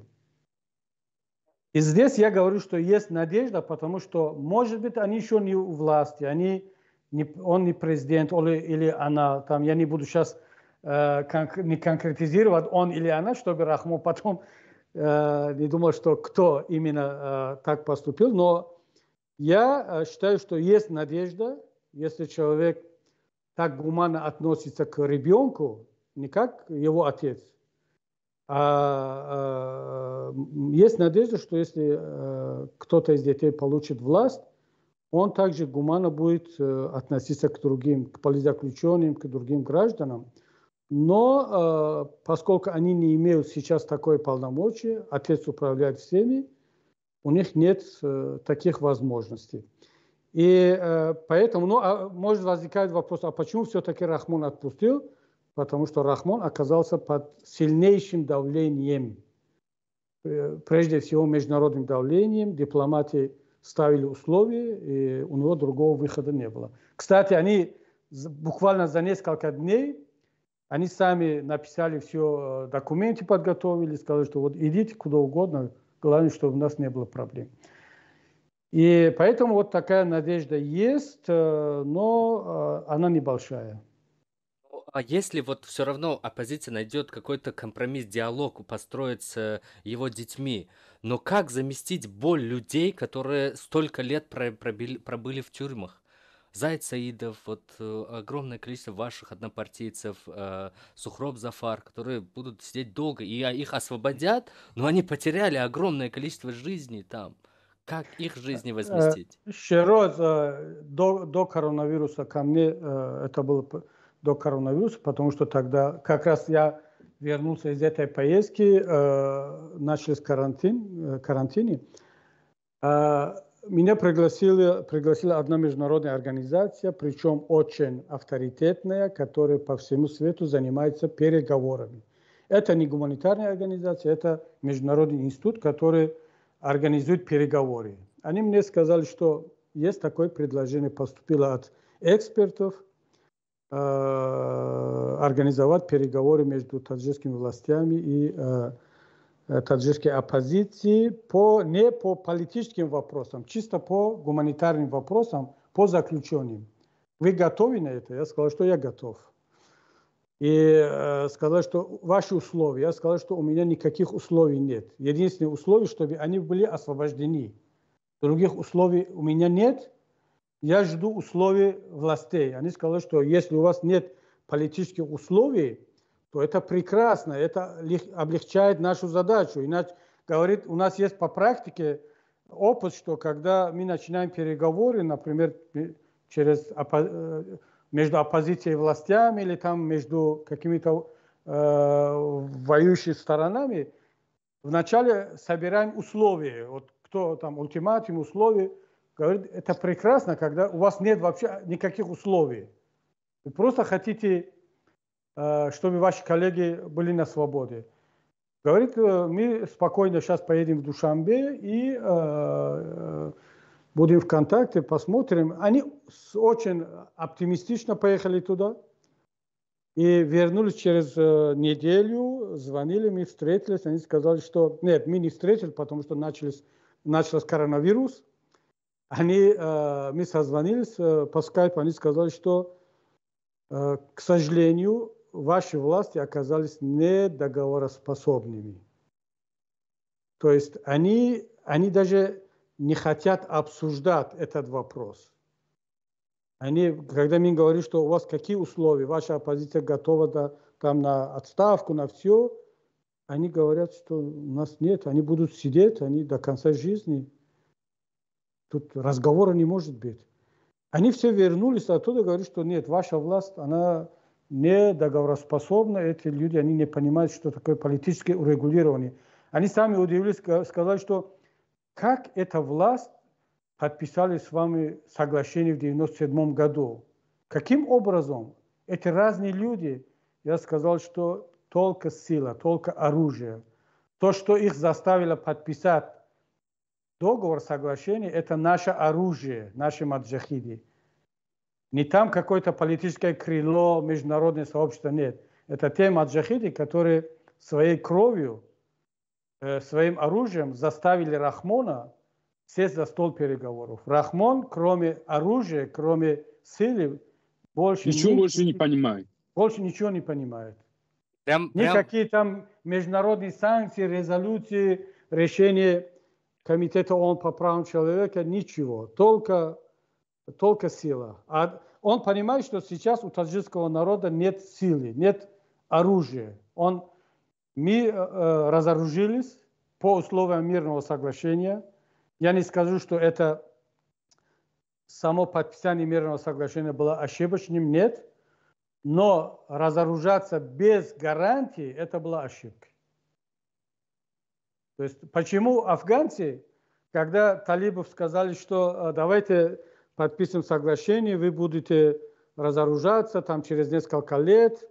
Знаете, первый ответ талибов в Афганистане что было? Американцам, там, ООНовцам, Ашрафу Гани сказали, что вы хотите, чтобы мы повторяли судьбу таджикской оппозиции? Ни в коем случае. Никогда в жизни мы не оставим оружие. Ахмаджон, блестяще, но все-таки, позвольте, для меня это, как для бывшего узника, это очень ценно и важно понять. Какая мера компенсации может быть для людей, которые десятки лет своей жизни сидели в тюрьме, и потом следующее поколение оппозиции договорились с властью? Ничего, компенсация только свобода, потому что эти люди знали, на что идут. Конечно, абсолютно. Мои коллеги, по крайней мере, я не могу сейчас говорить за политических заключенных из других политических групп, но я могу говорить ответственно от имени моих коллег, моих братьев, что они сознательно, они знали, на что идут. Когда они стали членами нашей партии, кстати, эта партия еще при Советском Союзе была незаконна. То есть они стали членами этой партии. Они стали членами партии, когда были в Афганистане. То есть они знали, на что идут. Когда уже против нас был принят протокол 3220 Совета Безопасности Таджикистана с подписью Рахмона. По этому протоколу наша партия должна быть запрещена. Мы об этом знали, мои коллеги знали. Когда я им сказал, что, ребята, надо покидать Таджикистан, выходить в срочном порядке. Кто-то успел выходить, кто-то отказался, сказали, что мы будем оставаться до конца. Они сознательно шли на это, как сказал правильно Ахмаджон. Единственная компенсация для них будет это свобода. И они этим будут довольны. Они не имеют никаких претензий к другим людям, потому что они знали, на что идут. И, кстати, все-таки мы получаем информацию худо-бедно каждый год, 2-3 раза, иногда почаще они встречаются с родными. То, что мы получаем месседжи от них, они не теряют оптимизм, не теряют дух, они остаются такими же стойкими, в отличие от многих наших однопартийцев, коллег, которые, находясь в Европе, в свободе, они потеряли дух, они потеряли стойкость, они потеряли оптимизм, позитив и начали уже как бы против друг друга. Это не соответствует духу и вообще пониманию тех наших ребят, которые сидят в тюрьме. Поэтому я думаю, что из нашей тюрьмы будут выходить таджикский Нельсон Мандела. Я в этом не сомневаюсь. И я, по-моему, тебе сказал в нашем другом эфире, что, или не помню сейчас, может быть, другим сказал, что мы не должны искать наших героев где-то в истории, где-то в книгах. Даже я сказал моим однопартийцам, что мы, когда читаем историю пророка, историю халифата, историю асхабов, сподвижников пророка, мы всегда ищем наши идеалы там. Но поверьте, наши идеалы сидят в наших тюрьмах. Вот то, что сказал Сухроб Зафар, все читали. Да. Оно для меня лично это живой герой, который мой современник, и у любого таджикистанца должно быть право на гордость, что он жил в той эпохе, в тех годах, которые в эти годы жили Мухаммад Али Хаид, Зайд Саидов, Сухроб Зафар, Саид Умар Хусайни, и вот эти сотни наших друзей, которые, находясь в тюрьме, они ни слова не сказали против нас, хотя они могли быть на свободе, просто сказать пару слов против меня. Но они этого не сделали. Если бы они пошли на это, мы их бы простили. Вот когда Зарафор Рахмони против меня сказала и оказалась на свободе, я сказал, что она поступила правильно. Я бы так поступил, сказал бы, против любого политзаключенного, он выступит против меня. Но они даже на это не пошли.